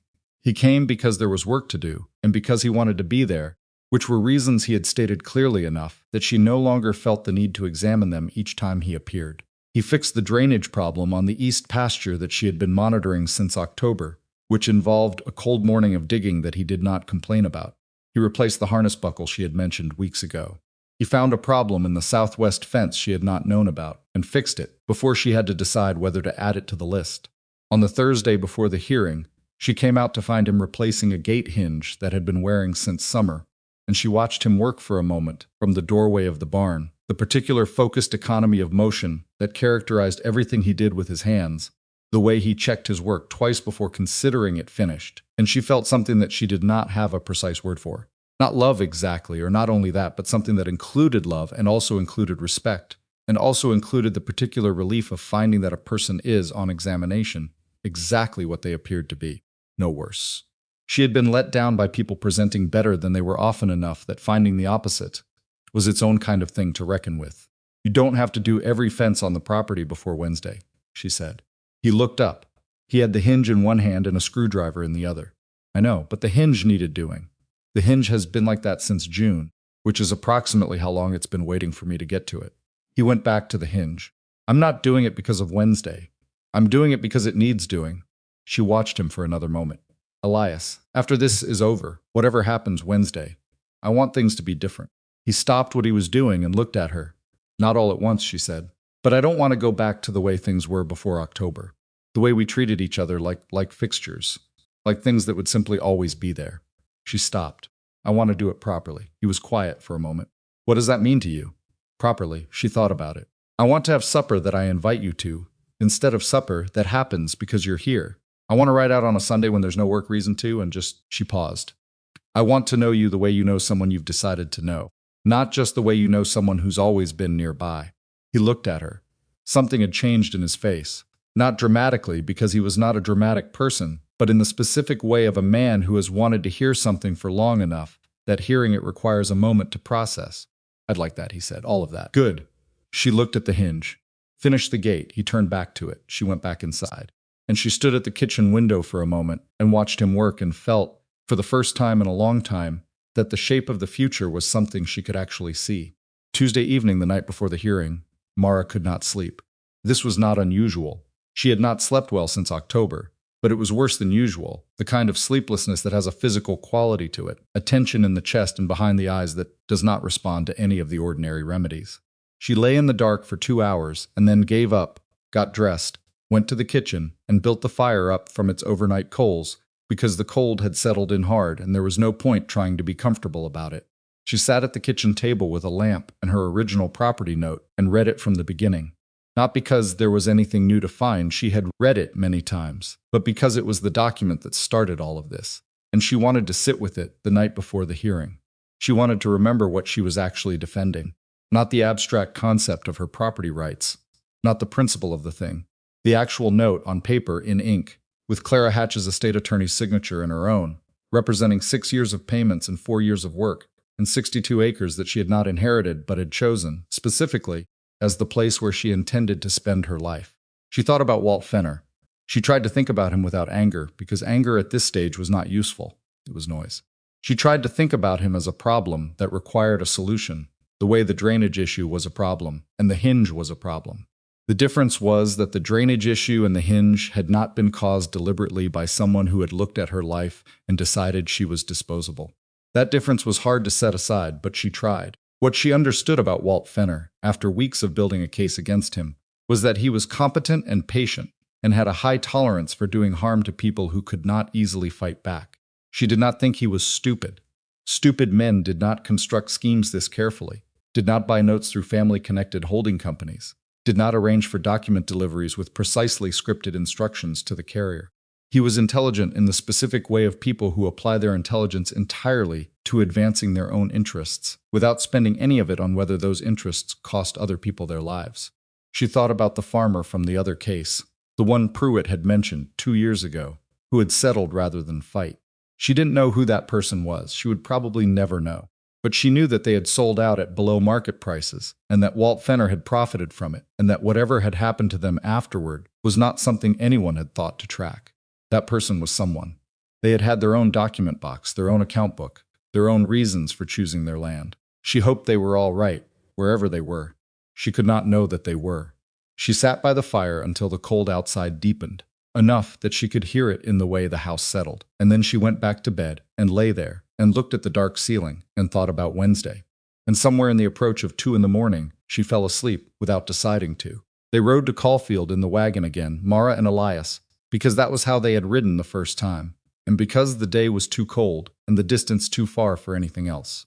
The road was snow-packed and the horse was sure-footed, and the sky was the particular hard, bright blue that comes in November after a cold night, the kind of blue that has no warmth in it, but is beautiful in its clarity. They talked less than they had on the first ride to court, not because things were worse between them, but because they had run through most of the available conversation on the topic, and because some mornings, on the approach to something significant, silence is the more honest mode.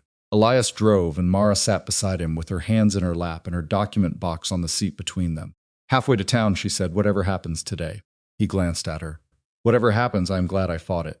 I want you to know that, even if the outcome is not what we need, I am glad I didn't fold when he came in with that notice." She looked at the road.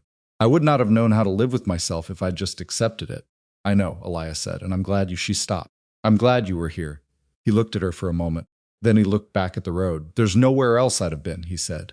They did not say anything else for the rest of the drive, and neither of them needed to.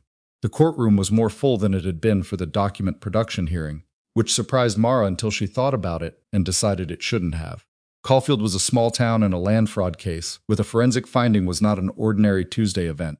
She recognized several faces from around the district, ranchers and property owners, and at least 2 people she thought might be attorneys who had come to watch the proceedings rather than participate in them.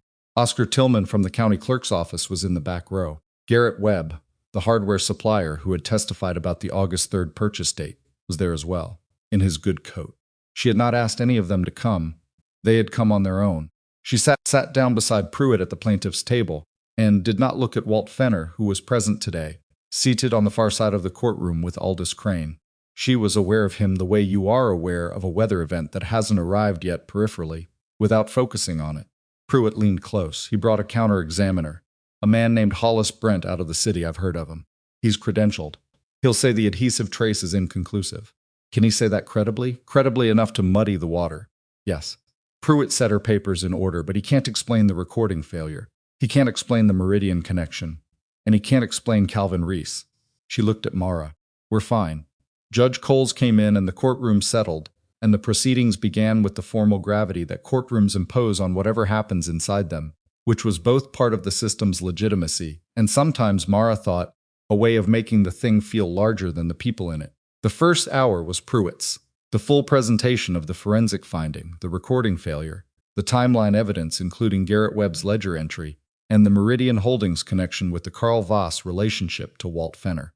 She presented it in the same methodical order she had described to Mara weeks ago, without theatrics, with the kind of organized clarity that was better than dramatics in front of a judge who had seen too much drama to find it convincing. Then Crane presented his counter-examiner. Hollis Brent was a well-dressed man somewhere in his 60s with the polished manner of someone who testified professionally and had learned to project confidence as a default setting.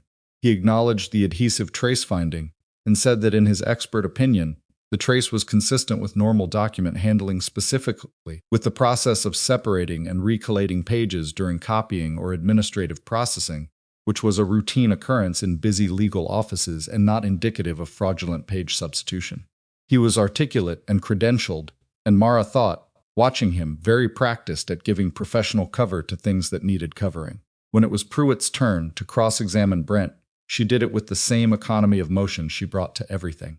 "Mr. Brent," she said, "in your experience, when pages are separated and recollated during routine copying or administrative processing, would you expect the resulting document to show the page alignment inconsistency that the original examiner identified?" Brent said that alignment inconsistencies could occur during copying. "Would you expect them to appear on a signature page specifically?"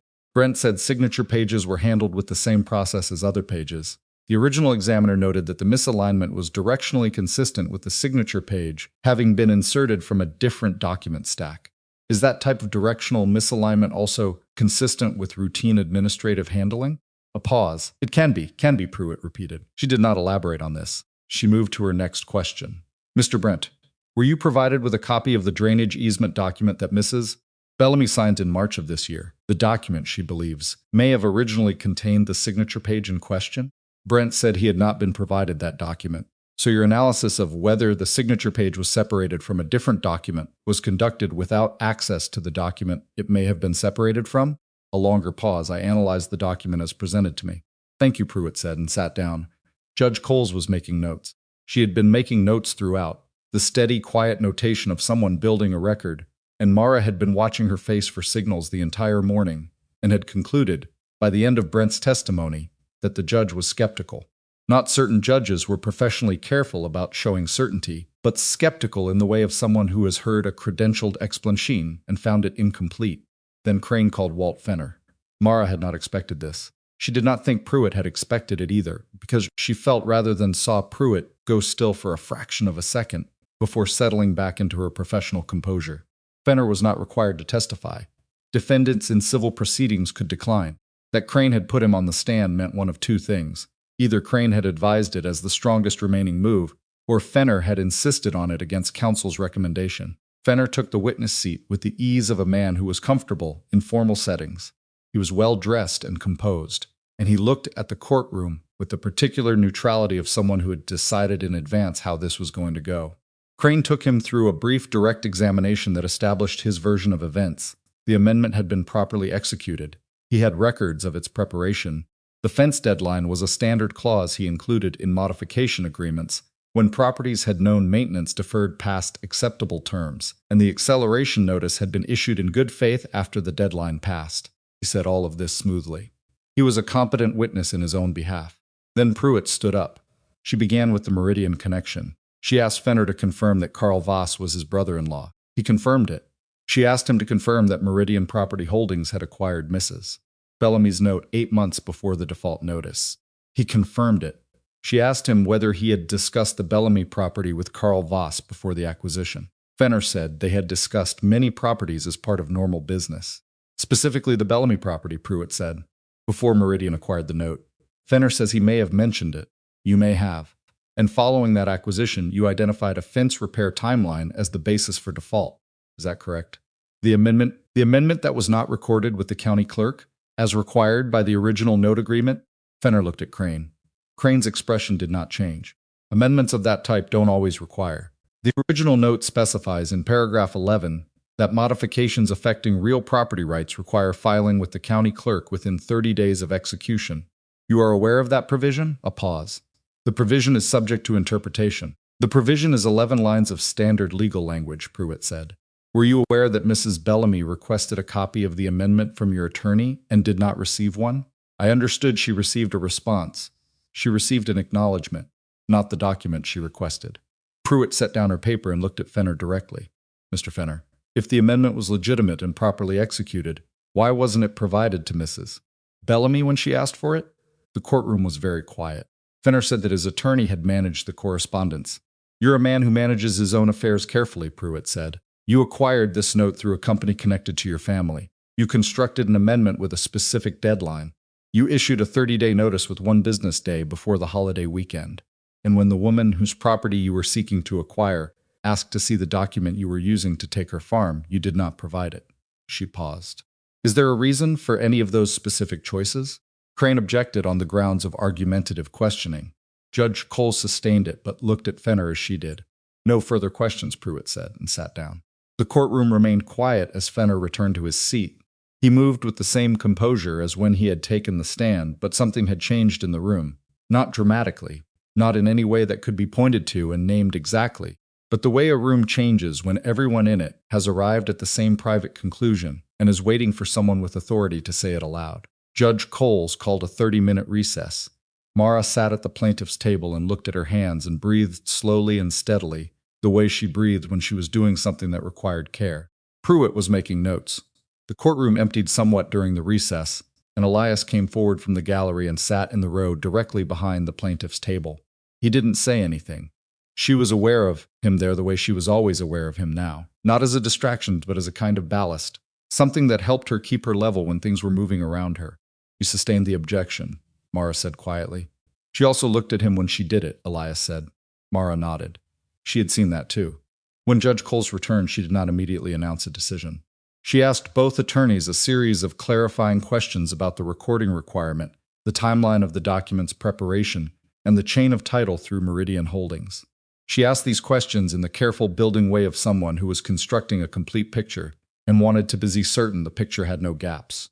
Then she said, in a voice that was measured and direct and without any particular drama, "I find the evidence sufficient to support a finding that the amendment relied upon by the respondent in issuing the notice of default was not validly executed for the purpose of enforcing a modification to the original note, both on the grounds of the recording failure and on the basis of significant questions about the document's physical integrity.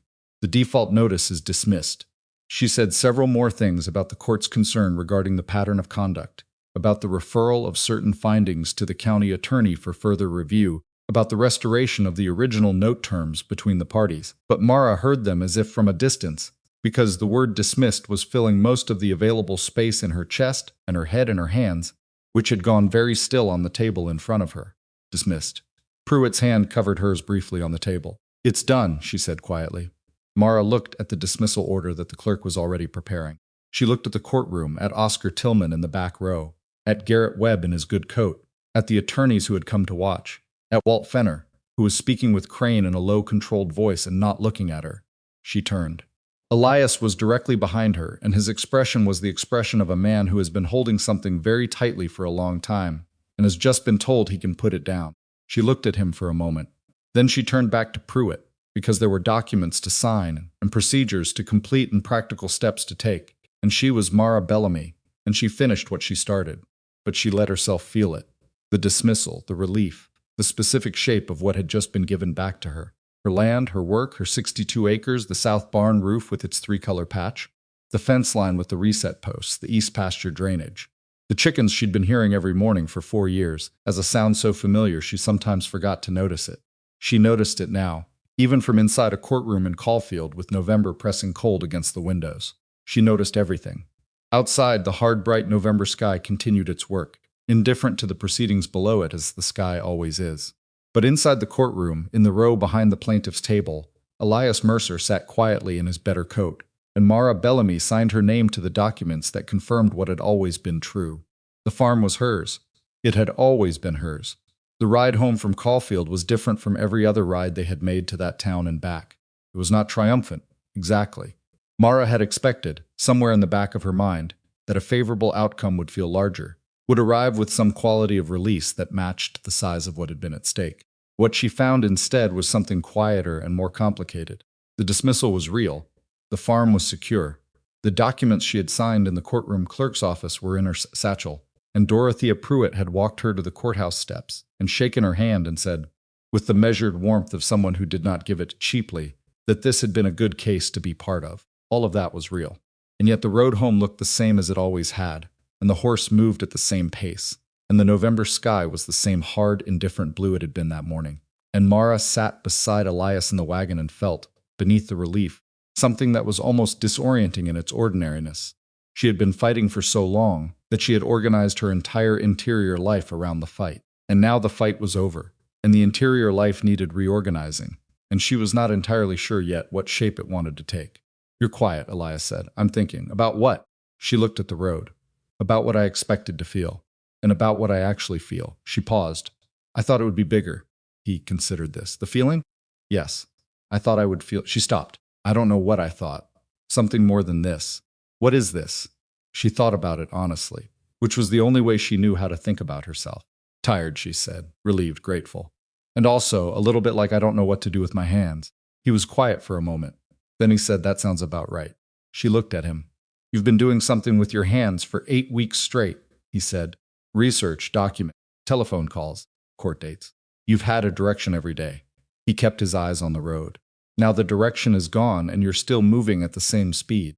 That takes a while to adjust." She looked at the road ahead of them. It was true. The speed was still in her, the urgency that had been running underneath everything since October. And it had nowhere to go now, and it was moving through her like a current that had lost its channel. "How long does that take?" she asked. The adjusting. "Depends on the person." He glanced at her. "For you, I'd guess not long. You adjust faster than most people.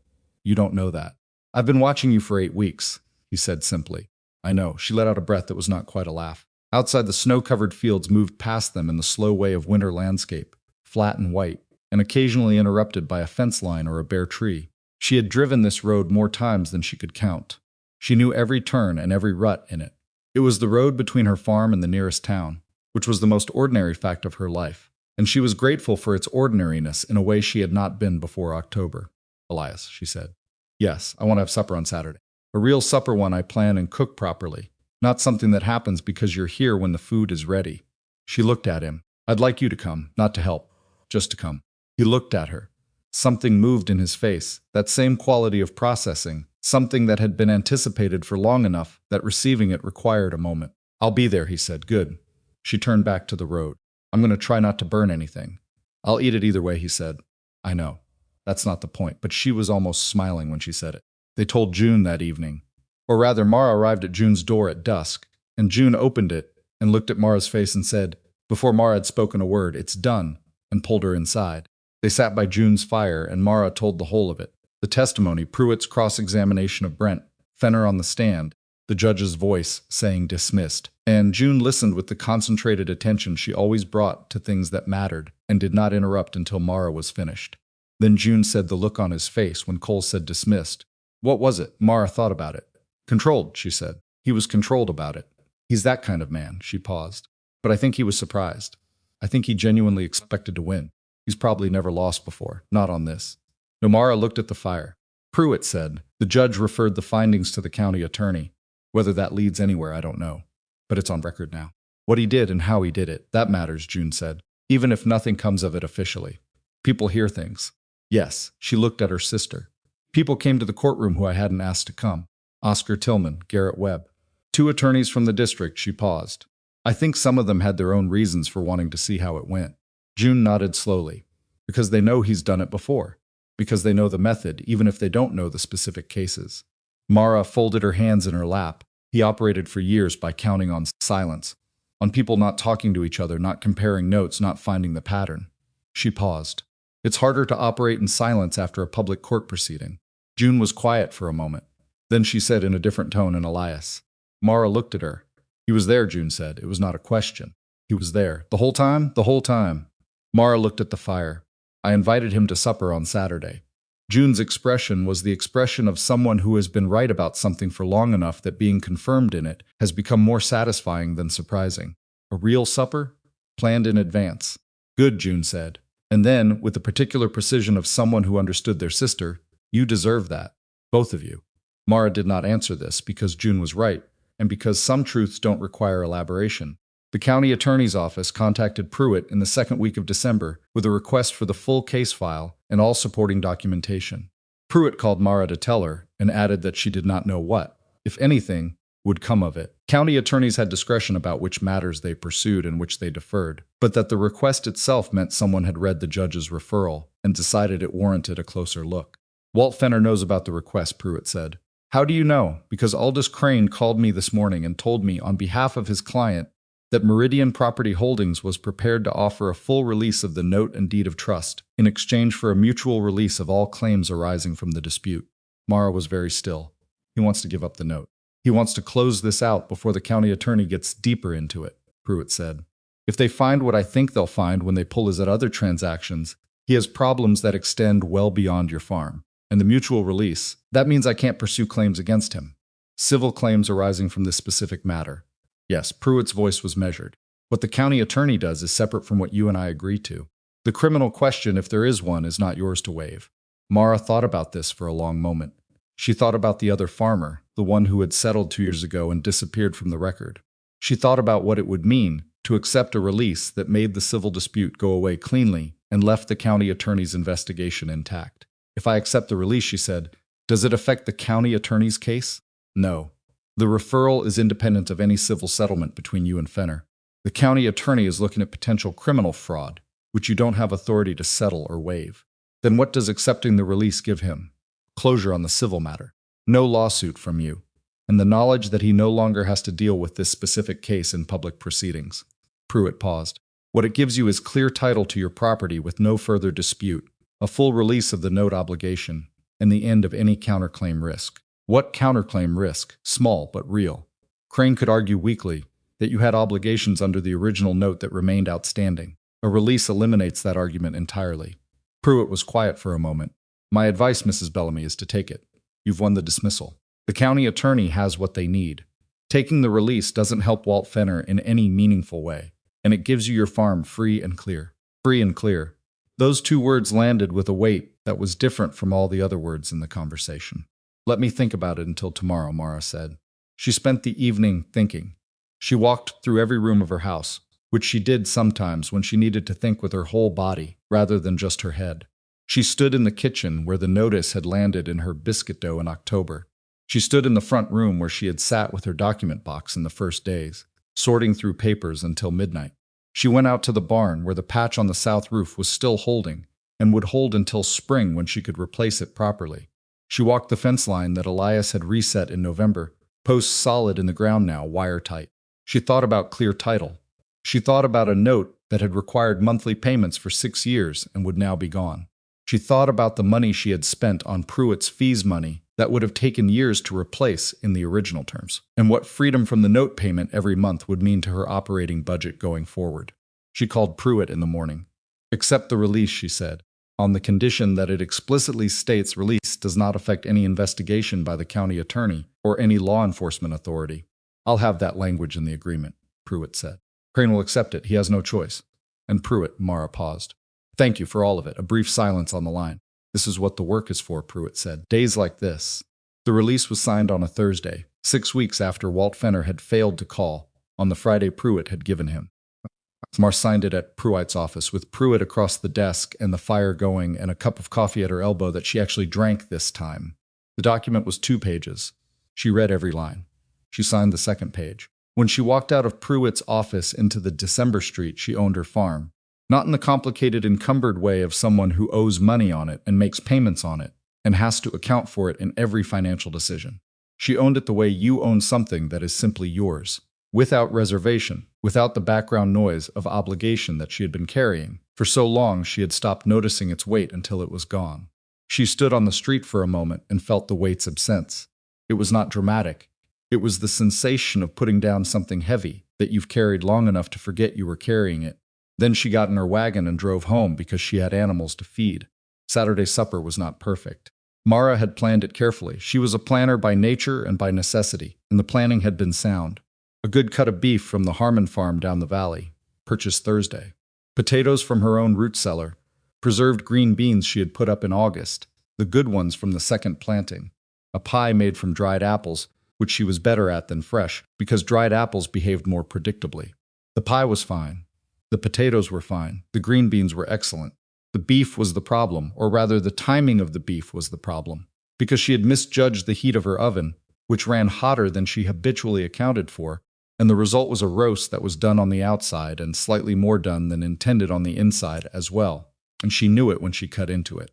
Elias arrived at 6 in his better coat, with a jar of apple butter that his nearest neighbor had sent through him, because she had heard, through the specific circulatory system of small-town information, that there had been a favorable court outcome and wanted to send something. Mara sets the apple butter on the counter and looked at it with a feeling that she couldn't immediately name, and then identified it: community. The word sounded simple, but the feeling was not simple.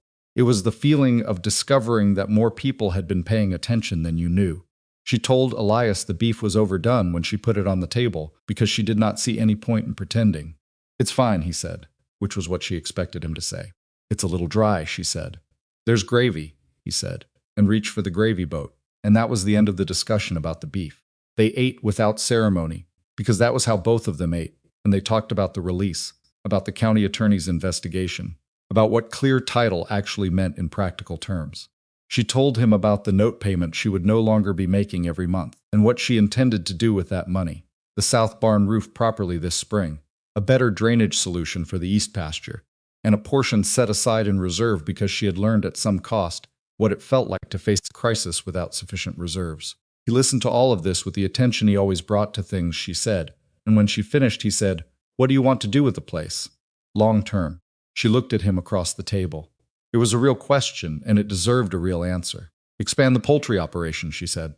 "I've been running at a size I could manage alone. I could run it larger." She paused. "The east pasture could support cattle if the drainage is fixed. I haven't kept cattle because the capital outlay was something I couldn't risk while I was making note payments." She looked at her plate. There are things I've been deferring that I don't have to defer anymore. That's a good problem to have, he said. Yes, she looked at him. What about you? Your place, he considered. I've been thinking about buying the Hendricks parcel. It's been sitting idle for 2 years and the family wants to sell. Good bottom land. He turned his coffee cup. I've been thinking about it for a while, but the timing wasn't right. And now? He looked at her directly. Now I think the timing might be getting right. She understood that he was talking about more than the parcel, and she understood it without having to have it explained, which was one of the things about knowing someone well enough. You stop needing translation. It's good bottom land, she said. It is, he held her look. I thought we might ride out and look at it. And the ground is right. I'd like that, she said. They cleared the table together, which had become so habitual that neither of them remarked on the division of tasks. She cleared and he filled the wash basin, and they worked around each other in the small kitchen with the ease of long practice. When the dishes were done, she made a fresh pot of coffee, and they sat by the fire, and the December dark pressed comfortably against the windows, and the house was warm and quiet. I want to say something, Elias said. She looked at him. He turned his coffee cup in his hands. He did this when he was choosing words carefully, and she had learned to wait when he did it. I've been thinking about what you said a few weeks ago, he said, about doing things properly. Knowing each other the way you know someone you've decided to know. He looked at the fire. I've been thinking about what that looks like from my side. And I think it looks like more than Saturday suppers and fence work. He said it plainly, without build-up or performance, which was the only way he said things that mattered. I think it looks like asking you something directly, the way you said you wanted things to be. He looked at her. I think it looks like asking whether you'd want to make it permanent, whether you'd want to marry me. The fire made its low sounds. Outside, the December wind moved across the snow without urgency. The house was warm. Mara looked at Elias Mercer, at the firelight on his face and the coffee cup in his hands and the particular quality of stillness he had, the man who waited without showing the waiting, and she thought about October. She thought about biscuits made badly and eaten without apology. She thought about a full day at the county seat and 3 colors of patching material, and an early morning in her yard in a better coat with a hat in 2 hands. She thought about the courthouse hall and the wagon rides and the fence line conversations and the Tuesday evening when they had finally stopped circling the honest thing. She thought about what it meant to know someone, not the comfortable assumption of someone always nearby, but the deliberate knowing, the kind that sees the internal weather and the imperfections and the ways a person manages what they don't show and decides, with that information available, that this is the person. She had made that decision some time ago. She was not certain exactly when. Somewhere between October and now, in the accumulation of ordinary days that had turned out to be something more than ordinary. Yes, she said. He looked at her. Yes, she said again, because it was a word that deserved to be said without qualification. I want to marry you. He let out a breath, a single quiet breath that told her he had not been entirely certain of what she would say, which told her something about him that she hadn't fully known before, which was that underneath his steadiness, there was a person who could still be uncertain about things that mattered. She found this more reassuring than if he had been certain. Certainty she understood. Uncertainty faced honestly was something she trusted. He set down his coffee cup. He leaned forward in his chair, and he took her hands in his, because they were close enough that he could, and he held them without saying anything for a moment, and she let him, because some things don't require words. I've been wanting to ask you since October, he said finally. She looked at him. October. The night I made the biscuits. He looked slightly rueful. I knew then. I thought it was too soon, that it would frighten you off. So I waited. He paused. I've been waiting for you to have the room to hear it. She thought about the terrible biscuits and the lamplight and the notice on the work table and the way he had sat down and put his hat on the table and simply waited. She thought about a man who had known something in October and had found a way to be present and useful without making his own feelings into something she had to manage alongside everything else. That was thoughtful of you, she said. It was also hard, he said. I want credit for that, she almost laughed. You have it. They were married in February, in the front room of Mara's farmhouse, because it was too cold to do it outdoors and because neither of them wanted anything larger than the people who actually mattered. Dorothea Pruitt came, which surprised Mara until she thought about it and decided that a woman who had worked as hard as Pruitt had on this case probably had a legitimate interest in how it ended. June came naturally and stood beside Mara and held her hand briefly before the proceedings began, and did not cry until they were over, at which point she cried quite freely and without embarrassment. Oscar Tillman came, Garrett Webb came with his wife. Calvin Reese came, which neither Mara nor Elias had fully expected, and which turned out to mean something particular. The young man standing at the back of the room in his good shirt, present at the ending of a thing he had been small part of beginning. The ceremony was brief. Neither of them had written speeches, because speeches required a performance of feeling that both of them considered less honest than simply meaning what they said when they said it. What they said was simple and direct and entirely sufficient. Afterward, June organized a meal from the things various people had brought, and the front room was warm with the fire and the bodies of people who were glad to be there, and Mara moved through it with the particular quality of presence that comes from being exactly where you intended to be. She found herself standing with Pruitt at one point near the window, looking out at the February white of the yard. "The county attorney," Mara said. "Have you heard anything recent?" "They've opened a formal inquiry," Pruitt said. 3 other properties have come to light through the investigation landowners who dealt with Meridian Holdings in the last 4 years. 2 of them settled out the way the farmer did 2 years ago. One of them is talking to the county attorney now." She paused. "Whether it results in charges, I genuinely don't know. These things take time. But he's not operating. Walt Fenner has been very quiet since November," Pruitt said. Aldous Crane quietly dissolved his relationship with Crane's office 2 weeks after the hearing. That's not nothing. Mara looked out the window at her yard, at the fence line and the barn roof, and the ground she knew by foot from every season she had worked it. "The other people," she said. "The ones who settled. I think about them." "So do I," Pruitt said. "They shouldn't have had to." "No," Pruitt agreed. "They shouldn't have a pause. But you fought it, and fighting it made the investigation possible. Which means what you did here is connected to what happens to them, even if you never know their names." Mara thought about this. It was not comfortable exactly, the knowledge that her fight had a reach she couldn't see and outcomes she couldn't predict. But it was true, and she had always found truth more useful than comfort, even when truth was complicated.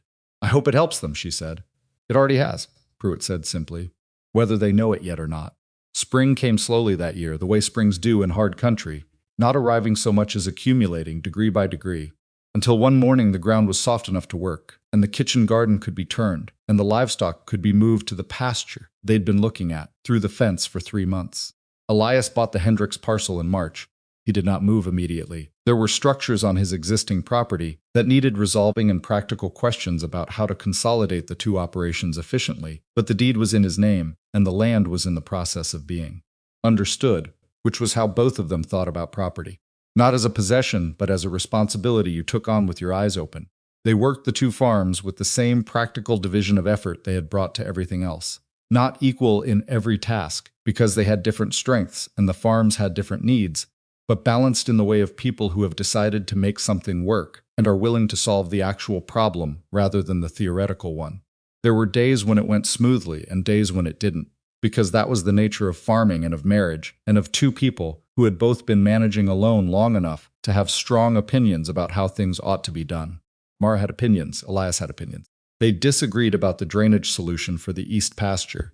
He favored a different approach than she did, and they tried his approach first because it was cheaper and discovered it was mostly right, but needed one modification she had anticipated, which she did not say "I told you so" about, because that was not a useful thing to say, and because she would have preferred to be wrong and have the cheaper solution work. They disagreed about when to plant the kitchen garden and compromised on a date that neither of them would have chosen independently, and that turned out to be approximately correct. They disagreed about a fence design on the Hendricks property and resolved it by building it Elias's way, and deciding that if it needed changing in 2 years, they would change it then.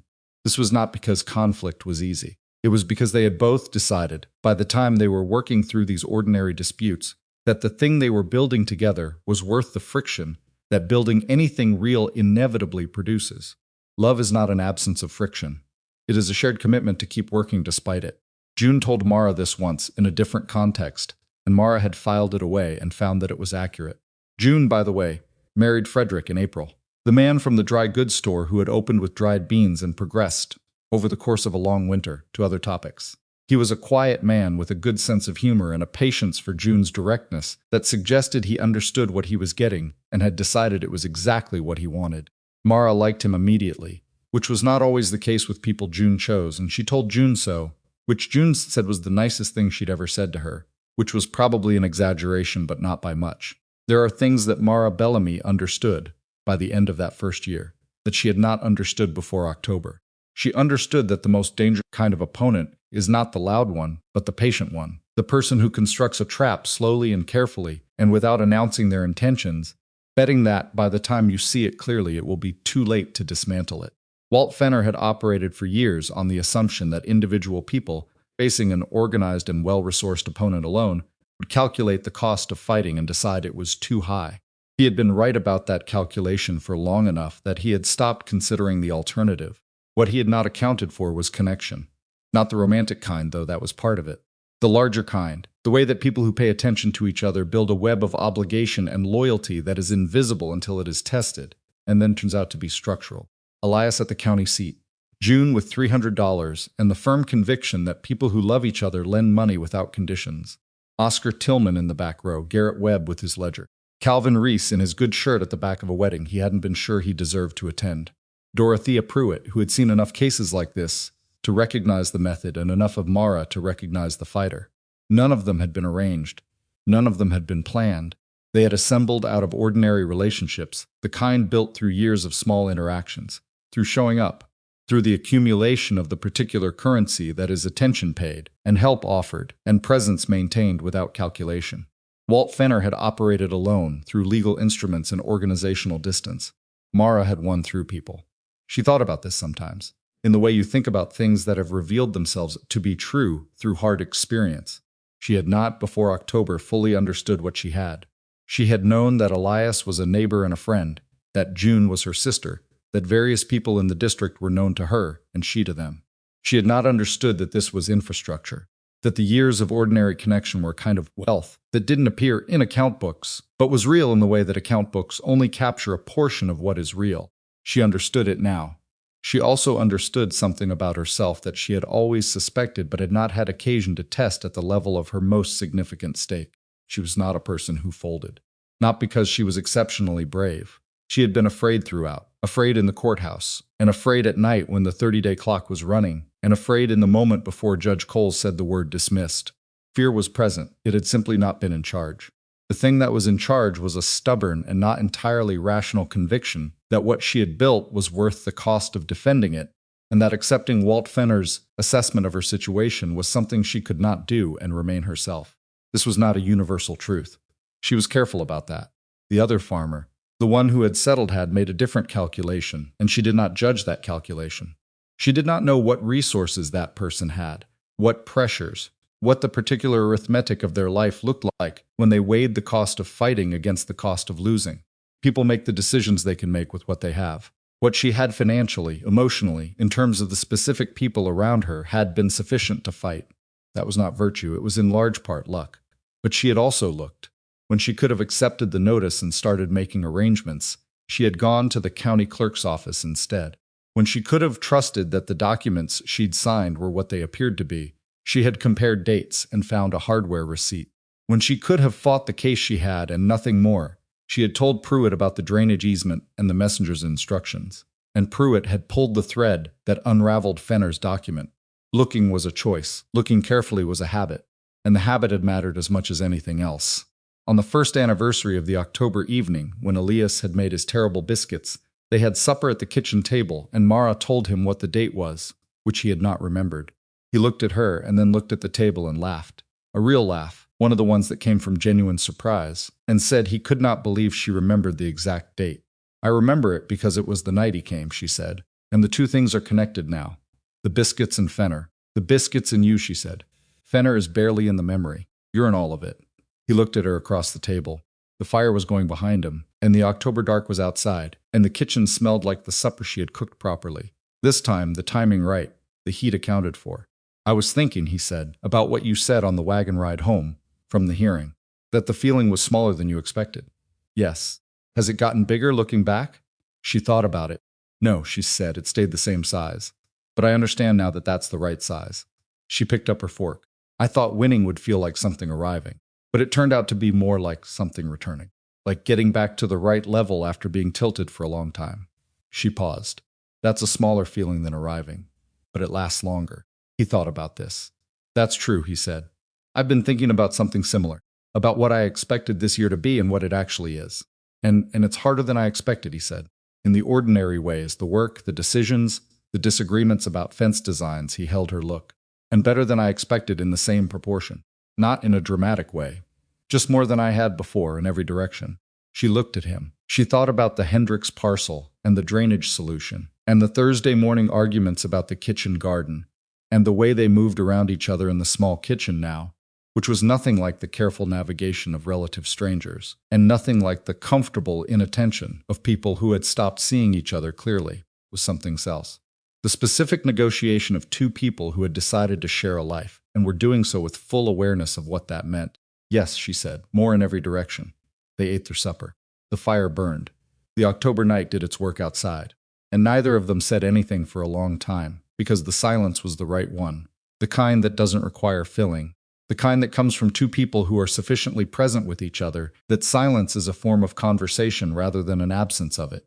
This is what they had built, not from perfect materials or perfect intentions or a perfect plan, from the specific, imperfect, stubbornly maintained effort of two people who had decided that ordinary days accumulated honestly were enough to make a life from. They were right about that. And on the days when Mara stood at the window in the early morning before Elias was up, before the animals had been seen to, before the particular demands of whatever that day held had announced themselves, and looked out at 62 acres that were simply cleanly, entirely hers, and at the Hendricks parcel beyond the fence line that was his, and at the fence between them that they had fixed together, and would fix again as many times as it needed fixing, she felt something that had no single name. It was not triumph. It was not relief. It was not even happiness exactly, in the simple version of that word. It was the feeling of being where you had fought to be, in the life you had refused to surrender, beside the person you had chosen after long enough to know the choice was real. It was the weight of everything it had cost, held alongside the knowledge that you would pay it again. It was, most precisely, the feeling of being home, not as a place only, but as a condition, something you carry inside you, because you built it yourself, from the ground up, from the worst October of your life to this particular morning. She made the coffee. She heard him moving in the next room. The light came up over the snow-covered fields in the slow, indifferent way of winter light, and the kitchen filled with warmth, and outside the chickens made their ordinary noise, which she noticed this morning the way she tried to notice it every morning now. Some things you can only see clearly after you've nearly lost them. Mara had nearly lost this, and she had not, and she knew the difference in her bones. She poured 2 cups. She set his on the counter where he would find it. She went to start the day.